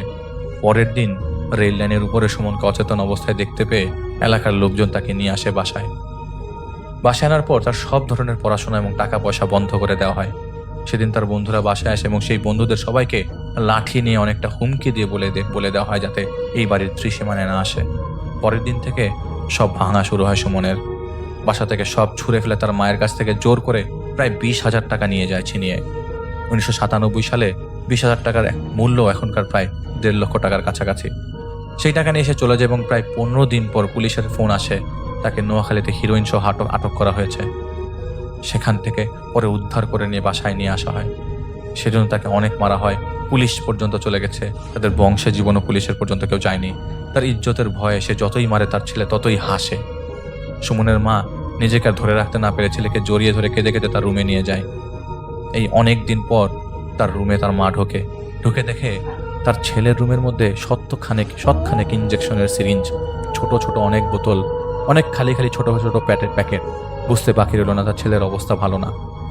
তখন একবার রেফায়েত ভাইকে জানানো হয়েছিল কিন্তু কিছু করতে পারে কিনা, কিন্তু কিছুই করতে পারেনি কেউ। তখন এত রিহ্যাব ছিল না, দেশে ছিল না, আর এই বিদেশে নিয়ে গেলে কিছু একটা হতো, আর তেমন ধারণাও ছিল না এই ব্যাপারে। এই কথাগুলো শোনার সময় রেফাত ভাই লক্ষ্য করলেন সেই ছেলেটা, যে ছেলেটাকে দেখেছিল রেফাত ভাই এর বাসার সামনে সুমনের সাথে কথা বলতে, সেই ছেলেটা দৌড়ে এসেছে। ছোটখাটো ছেলে, খুব বেশি লম্বা না, সারা শরীরে পশম, শরীরের কোনো অংশে পশমের কারণে দেখা যায় না, এমনকি মুখটাও একরকম। তো সুমনের সাথে রেফাত ভাই কথা বলছিল। এই ছেলেটার চেহারার কথা শুরুতেই বলা হয়নি, যাতে এখন বলা যায়। ছেলেটা হঠাৎ সেই রুম থেকে বের হয়ে এই রুমে প্রবেশ করে, যে রুমে কথা বলছিল জাহাঙ্গীর সাহেব এতক্ষণ রেফাত ভাইয়ের সাথে। রেফাত ভাই সেই ছেলেটার দিকে তাকালে ছেলেটা বড় মুখ করে হাসতে থাকে। হাসতে হাসতে ছেলেটা ধীরে ধীরে দেয়ালে উঠে যায় এবং ফ্যানের পাশে ঘুরতে থাকে। কেউ দেখছে না, শুধু রেফাত ভাই দেখছে। উপর থেকে থুতু মারে রেফাত ভাইয়ের শরীরের উপর। রেফাত ভাই ফট করে তার সোফা থেকে সরে যান এবং দুয়া পড়তে থাকেন। তখনই জাহাঙ্গীর সাহেব বলে, এই রকম আমাদের বাসার উপরে হচ্ছে, মনে হয় ফ্যানটা পড়ে যাবে, মনে হয় ঘরের মধ্যে কেউ হাঁটে, মনে হয় দেয়ালের মধ্যে কোনো কেউ শরীর ঘষছে। জাহাঙ্গীর সাহেব বলে ওঠে, যেদিন ও বাসায় আসে তার কয়েকদিন পর থেকে আমরা বাসায় খুব অহেতুক জিনিসপত্র দেখা শুরু করি। ঘরের ফ্যানের সুইচ দিচ্ছি, কিছুদিন পর আগুন লেগে যায়, অথচ এই সুইচ নতুন সুইচ, পরপর 2 দিন পুড়ে যায়। সুইচ পরে অফ করে দিতে হয়। রান্নাঘরে ইঁদুর মনে করে যে দেখি কোনো ইঁদুর নাই, কিন্তু সব থালা বাসন পড়ে আছে। ওদের বাসাটা ভারী লাগতে থাকে। হাসির গুমট শব্দ আসছে সুমনের রুম থেকে। জাহাঙ্গীর সাহেব কয়েকবার যেয়ে দেখে তার ছেলে ঘুমাচ্ছে, অথচ কি পরিমাণ হাসির শব্দ আসছিল। আর সুমনের চিৎকার চেঁচামেচি তো মাঝে মধ্যে আছেই। কার সাথে কথা বলে, কি বলে, কিছুই বোঝা যায় না। একদিন রাস্তা দিয়ে হেঁটে তাকে আদর করে বাবারে সোনারে বলে বাজারে নিয়ে যাচ্ছিল। হঠাৎ দেখে তার ছেলে এক ছেলেকে ধরে মারতে মারতে ছেলেটাকে একদম রাস্তায় শুয়ে ফেলে। এলাকায় সেই গরিব ছেলের চিকিৎসা করে তিনি পুলিশ কেস করতে দেননি এবং পরে কিছু টাকা দিয়ে দিয়েছিলেন। তার মাকে এবং জাহাঙ্গীর সাহেবকে সুমন অকথ্য ভাষায় গালাগালি দেওয়া শুরু করে। এক কবিরাজের কাছে নিয়ে যাওয়া হয়, তাবিজ পরিয়ে আনলেও খুব আহামরি কিছু হয়নি। কয়েকদিন ইঞ্জেকশন নেওয়া অফ থাকলেও পরে আবারও নেওয়া শুরু করে। হোমিওপ্যাথি সেই, কিন্তু তার ছেলেকে ফেরানো সম্ভব হচ্ছিল না। তিনি রাতের বেলা পুরো বাসায় খুব নাচানাচির শব্দ পেতেন। গুনগুন শব্দে কে যেন গান গাইছে। এই বাসায় কোনো মেয়ে ছিল না, কিন্তু এত রাতে গুনগুন করে কে গান গাবে মেয়েদের ভয়েসে? আর শব্দটা আসতো সুমনের রুমের বাইরে থেকে। কয়েকবার বাতি জ্বালালেই এই শব্দ আর আসতো না।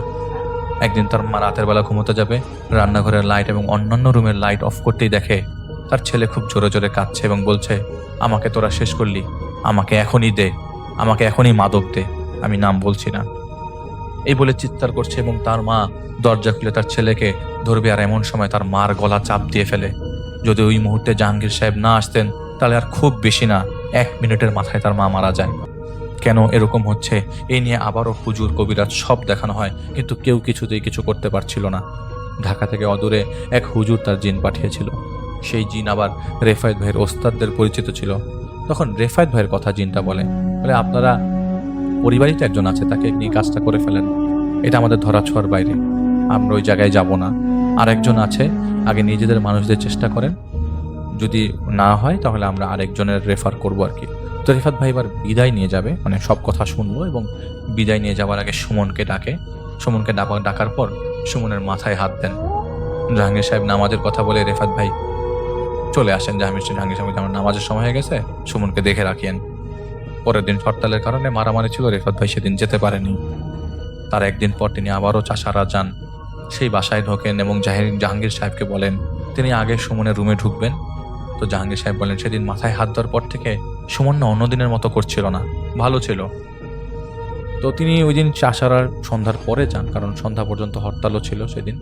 যাই হোক, তিনি পৌঁছানোর পর সুমনের রুমে ঢোকেন। অন্ধকার রুমের মধ্যে 3 জন মানুষ, সুমন ঘুমিয়ে আছে। তিনি লাইট না জ্বালিয়ে তাদেরকে বললেন তোমরা কারা।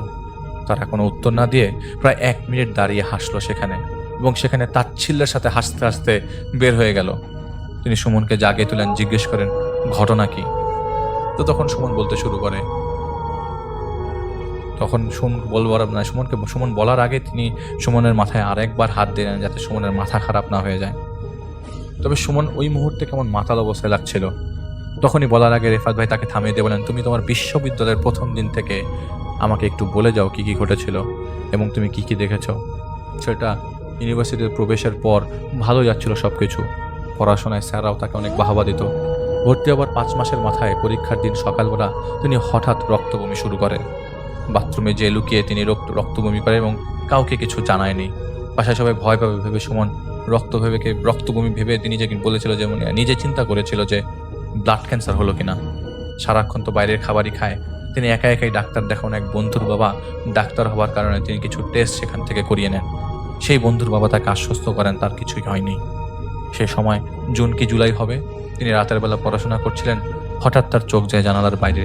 তিনি দেখেন একজন বেটে করে লোক তার ঘরের ভেতর প্রবেশ করে, জানালার ভেতর দিয়েই গ্রিলের মধ্যে তিনি ভেদ করে ঘরে প্রবেশ করে। তার হাতে একটা টিয়া পাখি।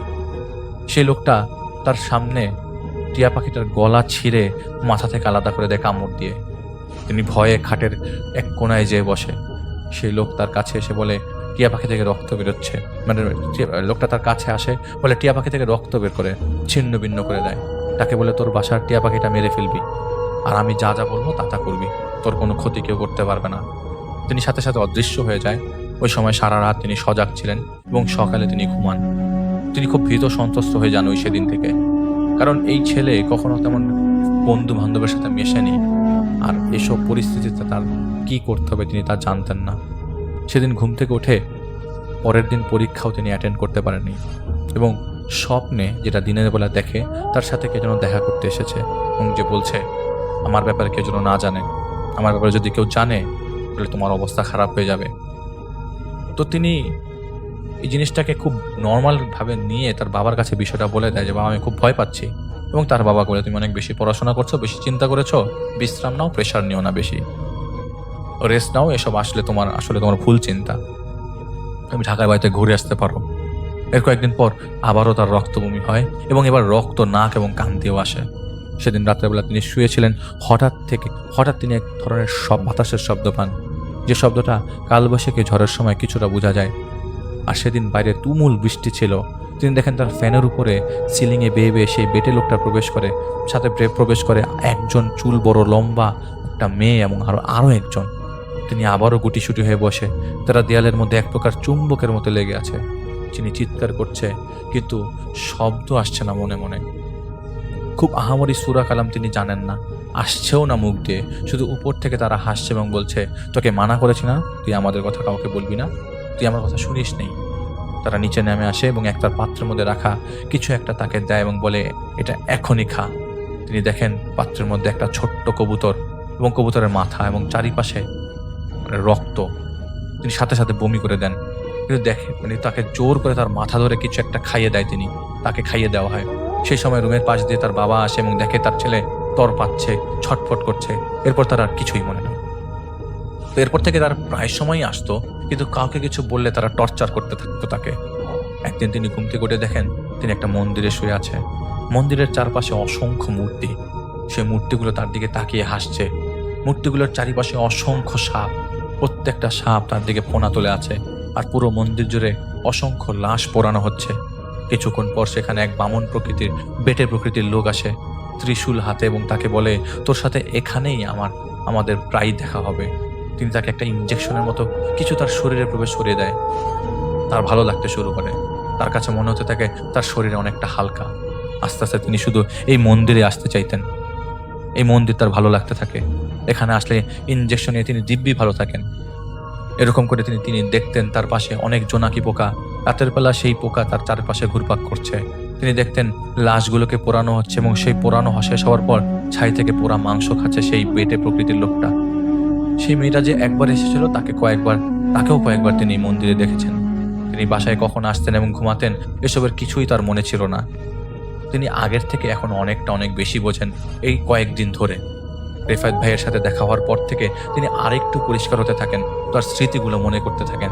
তিনি যে নিজের বাসায় আছেন এখন তিনি বুঝতে পারেন, কিন্তু এর আগে তিনি শুধু এই বেটে আকৃতির লোকটাকেই দেখতেন। ধীরে ধীরে বাসায় যখন তিনি থাকা শুরু করেন তখন বাসাটাকে তার রাজপ্রাসাদ মনে হতো আর কি। তার বাবা মাকে তিনি বুঝতেনই না যেটা তার বাবা মা, যেটা জাহাঙ্গীর সাহেব আগেই বলেছে যে অনেক গালাগালি করতো তাদেরকে। সেই থেকে তিনি কিছু এলাকার কিছু ছেলেপেলেদের নিয়ে এরকম কাজে মত্ত হয়ে যায়। ইনজেকশন কিভাবে যিনি তার ম্যানেজ হয়ে যেত। টাকা পয়সা কয়েকবার ছিনতাই করেছে তিনি মানুষের কাছ থেকে। তার বাবা তখন বলে ওঠে যে তাকে কয়েকবার শ্রী শ্রী রক্ষা মন্দির আছে, একটা কালী মন্দির আছে বন্দরে, নারায়ণগঞ্জের বন্দর, ওখানে কয়েকবার নদীর পাশে, এটা মেঘনা নদীর কাছে, অচেতন অবস্থায় তাকে পাওয়া যায় সেই মন্দিরের কাছে। তিনি বলেছে তিনি অনেকবার ওনাদের দেওয়া রক্ত খেয়েছেন। সুমন বলছে যে অনেকবার তাদের দেওয়া রক্ত খেয়েছে। কখনো কখনো ঘরের মধ্যে ওদের দেখতো। কখনো কখনো তিনি শুয়ে আছেন শ্মশানে, তাকে সেখানে পোড়ানো হবে। তিনি কাঠের উপরে শুয়ে আছেন, তাকে পোড়াবে। তার শরীরে ঘি ঢালা হচ্ছে। তিনি চিৎকার করতে গেলে তার শরীরে কি যেন বিঁধে যেত, আর অমনি তিনি নেশায় আচ্ছন্ন হয়ে যেত। তিনি আশপাশের কোনো খেয়াল রেখেই চলাফেরা করতে পারতেন না। এতক্ষণ যে এত কথা বলছে এটা কিভাবে সম্ভব তাও তিনি দ্বারস্থ করতে পারছিল না। তিনি সব জায়গায় হয় সেই বাইটে মানুষটাকে দেখতেন, না হলে ওই দুজনকে দেখতো। একদিন তিনি মন্দিরের পাশে মেঘনার শাখা নদী গেছে, সেই নদীর পাশে শুয়েছিল। রাত তখন 1টার বেশি। আসলে সবাই তখন অন্ধকার রাতই, মানে তার লাইফটা তখন অন্ধকারই ছিল। রাত দিন তিনি সবই অন্ধকারই দেখতো। সেই বেটে আকৃতির লোকটা একটা মাথা নিয়ে আসে, সেটা ছিল একটা মানুষের কুলি। তিনি বলছিলেন এই মানুষটার মাথা তারা অনেক কাজে আসবে। পড়ানোর সময় এই মাথাটা তিনি আলাদা করে নিয়ে এসছেন। তিনি হাত দিয়ে সেই মাথা থেকে চোখগুলো বের করে ফেলেন। তার সামনে সেই বিভৎস অবস্থায় চোখগুলোকে তিনি খেয়ে ফেলেন। কামড় দিয়েই তার চোখ থেকে রক্ত মুখ দিয়ে পড়ছে। রেফাত ভাই সাথে সাথে তাকে থামিয়ে দেয় এবং বলে, যাই হোক, এগুলি তোমাকে ডাইভার্ট করার জন্য করা হয়েছে।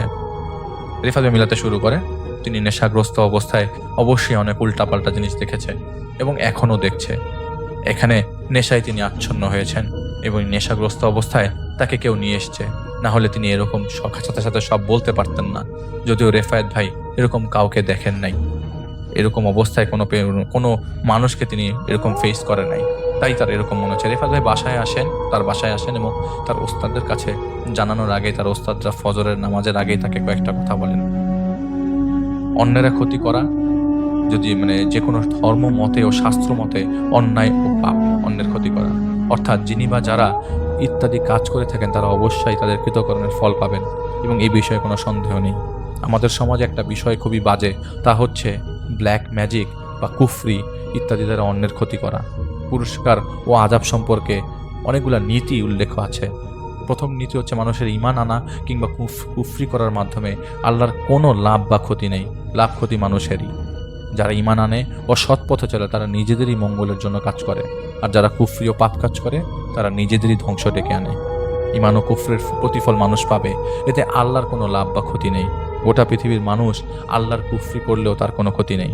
গোটা পৃথিবীর মানুষ ঈমান আনলেও আল্লাহর কোনো লাভ নেই, কিন্তু কেউ যদি ঈমান আনে তাহলে এর সুফল সেই ভোগ করবে, আর কেউ যদি কুফরি করে তাহলে এর প্রতিফলনও তাকে দেখতে হবে।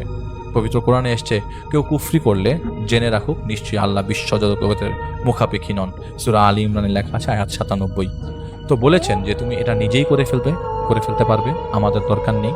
তবে জেনে রাখো ছেলেটার দোষ নাই, ছেলেটাকে ইসলামের দিকে, আমলের দিকে আদিষ্ট করো। তার আগে তুমি সেই জিনের সাথে কথা বলো, তুমি তোমার ছেলেকে দিয়ে জিন হাজির করো, তার কাছ থেকে জেনে নাও কোথায় কোথায় সে তাবিজ গেড়েছে, তাকে কে বলেছে এসব করতে। যতটুকু জানি সে বলবে না কে করেছে বা কে করতে বলেছে, তারপর জানার চেষ্টা করো। আমরা আসলে এগুলো সরাতে পারবো না, সেই জিনিসগুলো তোমাদের মানুষদের সরাতে হবে। আর এসব জিনিস তোমার কাছে দুধ ভাত, তুমি চিন্তা করো না। তুমি অবশ্যই তাকে ভালো পথে পরিচালিত করার জন্য যতটুকু দরকার ততটুকুই করবে। এসব জিনিসে মানুষ একবার ভালো পথে হাঁটা দিলে আশা করি আল্লাহর রাস্তায় হাঁটা সহজ হয়ে যাবে। তো রেফাত ভাই সেই বাসায় যান, ওদের বাসায় যান। সেই বাসায় তিনি 2 রাকাত নফল নামাজ আদায় করেন। তার নামাজ পড়ার সময় মনে হচ্ছিল এই বাসায় কোনো কোরআন শরীফ নেই। তিনি জিজ্ঞেস করলে একই উত্তর পায়, ছোট ছোট সূরার বই আছে কিন্তু কোরআন শরীফ নেই। তিনি আমল দেন তাদের সবাইকে। তিনি এক গ্লাসে পানি পরে তার ছোট্ট ছেলেকে বসান। রেফাত ভাইয়ের ছেলেকে নিয়ে গেছেন সেখানে। তার ছেলের বয়স তখন 12 কি 13 হবে। তিনি তার মাঝে সেই জিনকে নিয়ে আসেন এবং জিজ্ঞেস করেন, কোথা থেকে এসেছ? সেই জিন খুবই মোলায়েমভাবে নমস্কার জানিয়ে বলে, আমি একটা মন্দিরে থাকি, মন্দিরটা নেপালে, কিন্তু একটা কাজ করতে এখানে এসেছি। আমাদের গুরু আমাকে এই কাজটি দিয়েছে, আমি জানি আপনি আমাকে সরিয়ে দেবেন। আমি চাই না এই কাজ করতে, কিন্তু আমার গুরু আমাকে খুব জোর জবরদস্তি করছে, এমনকি আমার পরিবারের উপর হুমকি স্বরূপ তিনি এই কাজগুলো আমাকে দিয়ে করাচ্ছেন। তখন রেফাত ভাই বলেন, তুমি কি জানো ছেলেটার ক্ষতি কে বা কারা করতে চাচ্ছে? তখন সে জিনটা বলে, আমি জানি, কিন্তু বলার পারমিশন নেই। রেফাত ভাই বলেন, তোমাকে বলতে হবে কে, না হলে আমি তোমাকে ছাড়বো না। শাস্তির সাথে সাথে তুমি আরো কি পাবে তা তুমি জানো না। তখন সে বলতে থাকে, আপনার হাতটা দিন। রেফাত ভাইয়ের ছেলেই তার হাতটা ধরে এবং বলে, দেখে আপনি দয়া করে আপনি কাউকে বলবেন না, আপনাকে দোহাই লাগে, আপনি দেখেন। রেফাত ভাই দেখে সব, এবং রেফাত ভাই বলেছে যে এই ঘটনা তার ক্লাসেরই একজন ঘটিয়েছে, তার শ্রেণীকক্ষেরই একজন ঘটিয়েছে। সেই মানুষটা একটা মেয়ে মানুষ এবং সে চেয়েছে যেন সুমন একদমই পড়াশোনা থেকে দূরে সরে যায় এবং শেষের দিকে চলে যায়। তাই তাকে শ্মশানের একজন দ্বারা তিনি এই কাজ করিয়েছেন। এই ছেলে তিলে তিলে মৃত্যুর দিকে যাচ্ছে। এই তাবিজগুলো ও 7 পুকুরের জল দিয়ে একটা মূর্তি বানানো আছে এই বাসায়, সেগুলো উদ্ধার করলে তার সবগুলো শক্তি নিস্তেজ হয়ে যাবে এবং আপনি আমার ব্যাপারে তাকাবেন। ওই জিনটা বলছে, এটাই আমার শর্ত, গুরুজি যেন আমাকে এবং আমার পরিবারকে কিছুই করতে না পারে। তখন রেফাত ভাইয়ের সাথে থাকা উপস্থিত একজন ওস্তাদ ইশারা দিয়ে বলে যে রেফাত ভাইকে এটা সে দেখে নেবে, টেনশন করতে না। রেফাত ভাই ওনাদের বাড়ির পেছনের ড্রেনের স্ল্যাব থেকে, চারিপাশে তেলাপোকা, এই ড্রেনের স্ল্যাব থেকে একটা পুটলিতে পোতা 149টি তাবিজ গুনে গুনে উদ্ধার করে। এবং উদ্ধার করার সময় তার মনে হচ্ছিল তার শরীরে ইলেকট্রিসিটির মতো কি জানি যাচ্ছে, মনে হচ্ছে অনেক ভোল্টেজ তার শরীরে, এখনই যদি তার শরীর কেউ ধরে সেও ইলেকট্রিক শক খাবে। তিনি শেষ করে সুমনের রুমে ঢোকার পর বাথরুমের জানালার সাথে ছোট্ট একটা মূর্তি দেখে। সেই মূর্তির অর্ধেক ক্ষয়ে পড়েছে। এটা পুরোটা ক্ষয়ে পড়লে ছেলেটা হয়তো আর বাঁচত না, সুমন। তিনি সব একসাথে কেরোসিনের তেল দিয়ে আগুনে দিয়ে পুড়িয়ে দেয়। সাথে সাথে একটা অট্ট হাসির শব্দ ভেসে আসে কান থেকে। এরপর থেকে আর কিছুই পাওয়া যায়নি এবং সাথে সাথে রেফাত ভাইয়ের ছেলে অজ্ঞান হয়ে পড়ে যায়। তখন তাকে তার উপরে যে জিনটা আনা হয়েছিল। তো 21 দিনের মাথায় রেফাত ভাই সুমনকে আল্লাহ রাস্তায় পাঠিয়ে দেয়। সেই ছেলে এখন 5 ওয়াক্তে নামাজি হয়ে বিয়ে শাদী করে ফেলেছে। সেই ছেলে সুমনের পড়াশোনার পরে শেষ করতে পারেনি, কিন্তু সুমনকে এখনো জানানো হয়নি যে তার ক্ষতিটা আসলে কে করতে চেয়েছিল। সে কি অবস্থায় আছে কেউ জানে না, কিন্তু সে যে ভালো থাকবে না সেটা তো পরিষ্কার। তো সুমন পরে একজন গুণী নামাজি মেয়েকে বিয়ে করে এবং তাদের ঘরে 2টো সন্তান রয়েছে। যেহেতু এটা রেফাত ভাইয়ের আত্মীয়র ঘটনা, তাই আমি সবার কথা বলতে পারছি। বড় মেয়ের বয়স এখন 14-15 কাছাকাছি। সেই মেয়েকে তিনি হিফজ পড়িয়েছে এবং আরো বড় করেছে, এই মেয়েটা আরো বড় হোক সেটা রেফাত ভাই দোয়া চেয়েছে সবার কাছে। এবং রেফাত ভাই নিজের আত্মীয়র সাথে ঘটনা বলতে চাচ্ছিলেন না, কিন্তু তিনি শেয়ার করেছেন। উনি বলেছেন যে আল্লাহ সব ঠিক করে দেবেন, যত যাই হোক মানুষের ভরসা করবেন না। আপনি যদি আল্লাহর উপর ভরসা রাখেন তাহলে এক আল্লাহই যথেষ্ট আপনার কষ্ট দূর করে দেবার জন্য।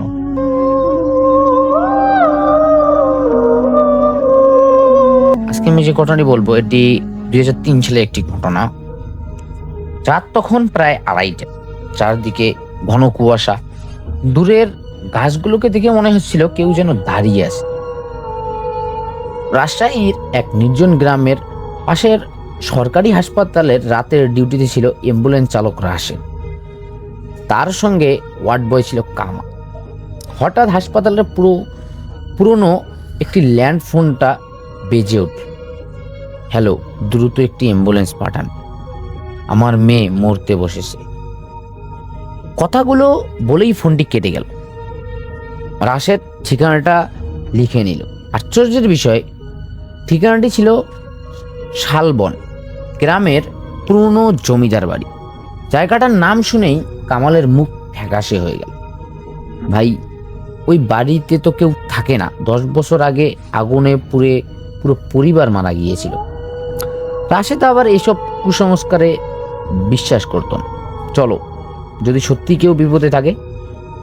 অ্যাম্বুলেন্সের বাইরে সাইলেন্ট বাজিয়ে তারা রওনা দিল। কুয়াশার ভিতরে রাস্তা যেন শেষই হচ্ছিল না। জিপিএস কাজ করা বন্ধ করে দিল, মোবাইলের নেটওয়ার্কও নেই। প্রায় 40 মিনিট পরে তারা বিশাল ভাঙ্গা জমিদার বাড়ির সামনে পৌঁছাল। বাড়িটা অন্ধকার, কিন্তু প্রধান দরজার সামনে সাদা শাড়ি পরা এক মহিলা দাঁড়িয়ে আছে। তিনি ধীরে ধীরে বললেন, আপনারা এসেছেন আমার মেয়েকে বাঁচান। তার কণ্ঠে অদ্ভুত এক শীতলতা। রাশেদ স্ট্রেচার নিয়ে ভিতরে ঢুকল। ঘরের ভিতরে একটি ছোট মেয়ে শুয়ে আছে, সারা শরীর বরফের মতো ঠান্ডা। রাশেদ নারী দেখতে গিয়ে চমকে উঠল। নারী নেই, তবুও মহিলাটি কাঁদতে কাঁদতে বলল, দয়া করে হাসপাতালে নিয়ে চল। মায়ের কান্না দেখে তারা শিশুটিকে স্ট্রেচারে তুলে অ্যাম্বুলেন্সে নিয়ে গেল। অ্যাম্বুলেন্স চলতে শুরু করতেই কামাল পিছনের কাজ দিয়ে তাকিয়ে দেখল মেয়েটি ধীরে ধীরে চোখ খুলছে, কিন্তু চোখে কোনো সাদা অংশ নেই, পুরোটাই কালো। কামাল ভয়ে চিৎকার করে উঠল। এর মধ্যে রাশেদ ব্রেক চাপতেই দেখল রাস্তার মাঝখানে একই মহিলা দাঁড়িয়ে। কিন্তু তিনি তো অ্যাম্বুলেন্সের ভিতরে ছিলেন। রাশেদ ঠিক তখনই পিছনে তাকালো। স্ট্রেচার খালি, মেয়েটিও নেই, শুধু ভেজা মাটির উপর থেকে ছোট ছোট পায়ের ছাপ। ঠিক তখনই সাইরেন নিচ থেকেই বেজে উঠল। ড্যাশবোর্ডের ঘড়িতে সময় আটকে গেল 3:33 মিনিট। রেডিওতে ভেসে এলো এক ফিসফিস কণ্ঠে, ফিরে যাও, ওরা এখনো অপেক্ষা করছে। হঠাৎ অ্যাম্বুলেন্সের সব দরজা একসঙ্গে খুলে গেল। বরফ শীতল বাতাস ঢুকে পুরো বাড়ি কাঁপিয়ে দিল। রাশেদ সাহস করে গাড়ি চালাতে লাগলো, কিন্তু পিছনের মিররে এসে দেখলো শেষ সিটে সেই ছোট্ট মেয়েটি বসে আছে, আর ঠোঁটে ধীরে ধীরে এক অস্বাভাবিক হাসি ফুটে উঠছে। আর সে ফিসফিস করে বলছে, তোমরা দেরি করে ফেলছো। ঠিক সেই মুহূর্তে পুরো অ্যাম্বুলেন্স অন্ধকারে ডুবে গেল।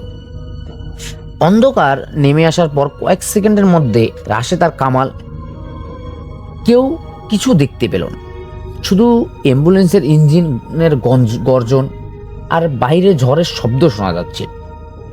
হঠাৎ জরুরি লাল লাইটটি নিজে থেকেই জ্বলে উঠল। সেই ক্ষীণ লাল আলোয় রাশেদ পিছনের মিররে তাকাতেই তার বুক যেন রক্তে হিম হয়ে গেল।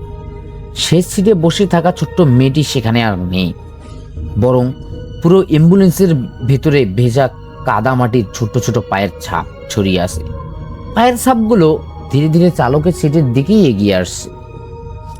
কামাল কাপা গলায় বলল, ভাই, কেউ আমাদের পিছনে দাঁড়িয়ে আছে। রাশেদ সাহস করে ধীরে ধীরে মাথা ঘুরিয়ে দেখল, কিন্তু সেখানে কেউ ছিল না। ঠিক তখনই তার কানের কাছে বরফ শীতল একটি নিঃশ্বাস এসে লাগলো। একটি শিশুকণ্ঠ খুব আস্তে আস্তে বলল, আমাকে ফেলে যেও না। রাশেদ আতঙ্কে স্টিয়ারিং শক্ত করে ধরল।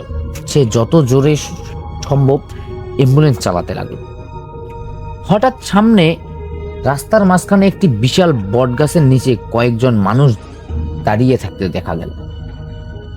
তাদের সবার গায়ে সাদা এক কাপড়, মাথা নিচু, মুখ দেখা যাচ্ছে না। রাশেদ হর্ন বাজালো, কেউ সরে দাঁড়ালো। শেষ মুহূর্তে সে গাড়ি ঘুরিয়ে পাশ কাটিয়ে চলে গেল। কিন্তু কয়েক সেকেন্ড পর কামাল জানালার বাইরে তাকিয়ে দেখলেন সেই একই লোকগুলো আবার রাস্তার সামনে দাঁড়িয়ে আছে, যেন মুহূর্তের মধ্যেই তারা গাড়ির আগে চলে এসেছে। হঠাৎ অ্যাম্বুলেন্সের ওয়াকি টকিতে কর্কর এক শব্দ হলো।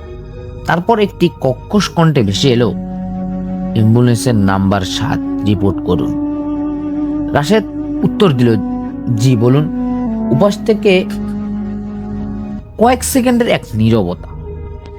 তারপর একটি কণ্ঠ ভেসে এলো, তোমরা তো 10 বছর আগে এই রাস্তায় দুর্ঘটনায় মারা গিয়েছিলে, এখানে কেন ঘুরে বেড়াচ্ছ? কথাটি শুনেই ওয়াকি টকি বন্ধ হয়ে গেল। রাশেদ আর কামাল একে অপরের দিকে তাকিয়ে রইল। তাদের মুখে কোনো কথা ছিল না। ঠিক তখনই অ্যাম্বুলেন্সের কাছে কেউ যেন ধীরে ধীরে আঙ্গুল দিয়ে লিখতে শুরু করলো, ফিরে এসো। অথচ বাইরে কেউ ছিল না। লেখাটি শেষ হতেই সামনের কুয়াশা সরে গেল। দূরে দেখা গেল সেই পুরনো এক জমিদার বাড়ি। রাশেদ স্তব্ধ হয়ে গেল। সে তো হাসপাতালের দিকে যাচ্ছিল, কিন্তু কোনোভাবে অ্যাম্বুলেন্স আবার সেই অভিশপ্ত বাড়ির সামনেই ফিরে এসেছে। বাড়ির প্রধান দরজাটি এবার নিজে থেকেই ধীরে ধীরে খুলে গেল। ভিতর থেকে অসংখ্য শিশুর কান্না শব্দ ভেসে আসতে লাগলো। আর দরজার অন্ধকারের মধ্যে দুটি জলজলে কালো চোখ ধীরে ধীরে তাদের দিকেই এগিয়ে আসতে শুরু করলো। রাশেদের বুকের ধুক ধুক যেন পুরো অ্যাম্বুলেন্সে প্রতিধ্বনিত হচ্ছিল। কামালের হাত কাঁপছে, মুখে কোনো রক্ত নেই। জমিদার বাড়ির বিশাল দরজাটি পুরোপুরি খুলে গেল।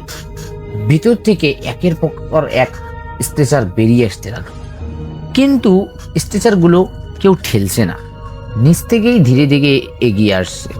প্রতিটি স্ট্রেচারের উপর সাদা কাপড়ের ঢাকা একটি করে দেহ। অ্যাম্বুলেন্সের হেডলাইটের আলো পড়তেই কাপড়গুলো একসঙ্গে নড়ে উঠল। তারপর একটি, তারপর দুটি, তারপর তিনটি, তারপর ধীরে ধীরে একসঙ্গে সব উঠে বসলো।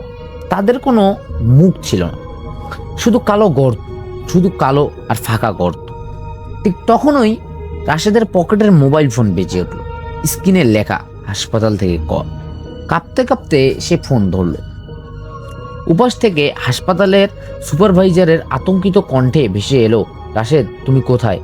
5 মিনিট আগে তো তোমার অ্যাম্বুলেন্সটা হাসপাতালের গ্যারেজে ফিরে এসেছে। রাশেদ স্তব্ধ। সে তো এখনো এই ভাঙ্গা জমিদার বাড়ির সামনেই দাঁড়িয়েছে। স্যার আমরা তো এখানেই আছি। উপাস থেকে উত্তর এলো, অসম্ভব, তোমাদের গাড়ি খালি অবস্থায় এখানে দাঁড়িয়ে আছে। লাইনটা কেটে গেল। হঠাৎ অ্যাম্বুলেন্সের ভেতরে আবার সেই ছোট্ট মেয়েটির হাসির এক শব্দ। রাশেদ ধীরে ধীরে পিছনে তাকাল। মেয়েটি এবার একা নয়, তার পাশে আরো 6টি শিশু বসে আছে। সবার চোখ সম্পূর্ণ কালো। তারা একসঙ্গে হাসছে, একসঙ্গে বলল, আজ তোমরাও আমাদের সঙ্গে থাকবে। ঠিক তখনই অ্যাম্বুলেন্সের দরজাগুলো বিকট শব্দে বন্ধ হয়ে গেল। ইঞ্জিন নিচ থেকেই চালু হলো, কিন্তু স্টিয়ারিংয়ে রাশেদের হাত নেই। অদৃশ্য কোনো শক্তি গাড়িটি চালাতে শুরু করেছে। গাড়িটি ধীরে ধীরে জমিদার বাড়ির ভিতরে ঢুকে গেল। বাইরে থেকে দেখলে মনে হচ্ছিল পুরনো ভাঙ্গা বাড়ির দেয়াল গাড়িটিকে গিলে ফেলল। পরের দিন সকালে গ্রামের কয়েকজন মানুষ সেই জায়গায় এসে দেখলো মাটিতে শুধু অ্যাম্বুলেন্সের চাকার দাগ আর একটি পুরনো মরিচা ধরা স্ট্রেচার। স্ট্রেচারের উপর ধুলো জমা একটি ডায়েরি। শেষ পাতায় কাপা হাতে লেখা, যদি রাত 3:33 এই বাড়ি থেকে অ্যাম্বুলেন্সের সাইরেন শোনো, কখনো কাছে যেও না, কারণ সেই গাড়ি আর জীবিত মানুষকে বহন করে না, সে নতুন যাত্রী খুঁজে বেড়ায়। তারপর থেকে গ্রামের মানুষ শপথ করে বলে, প্রতি অমাবস্যার রাতে ঠিক 3:30 দূরে কোথাও অ্যাম্বুলেন্সের সাইরেন নাকি শোনা যায়। কিন্তু যতই খোঁজা হোক সেই অ্যাম্বুলেন্সকে আর কখনো খুঁজে পাওয়া যায় না। তবুও কেউ কেউ দাবি করে, গভীর রাতে নির্জন রাস্তায় সাদা রঙের একটি পুরনো অ্যাম্বুলেন্স ধীরে ধীরে এসে থামে।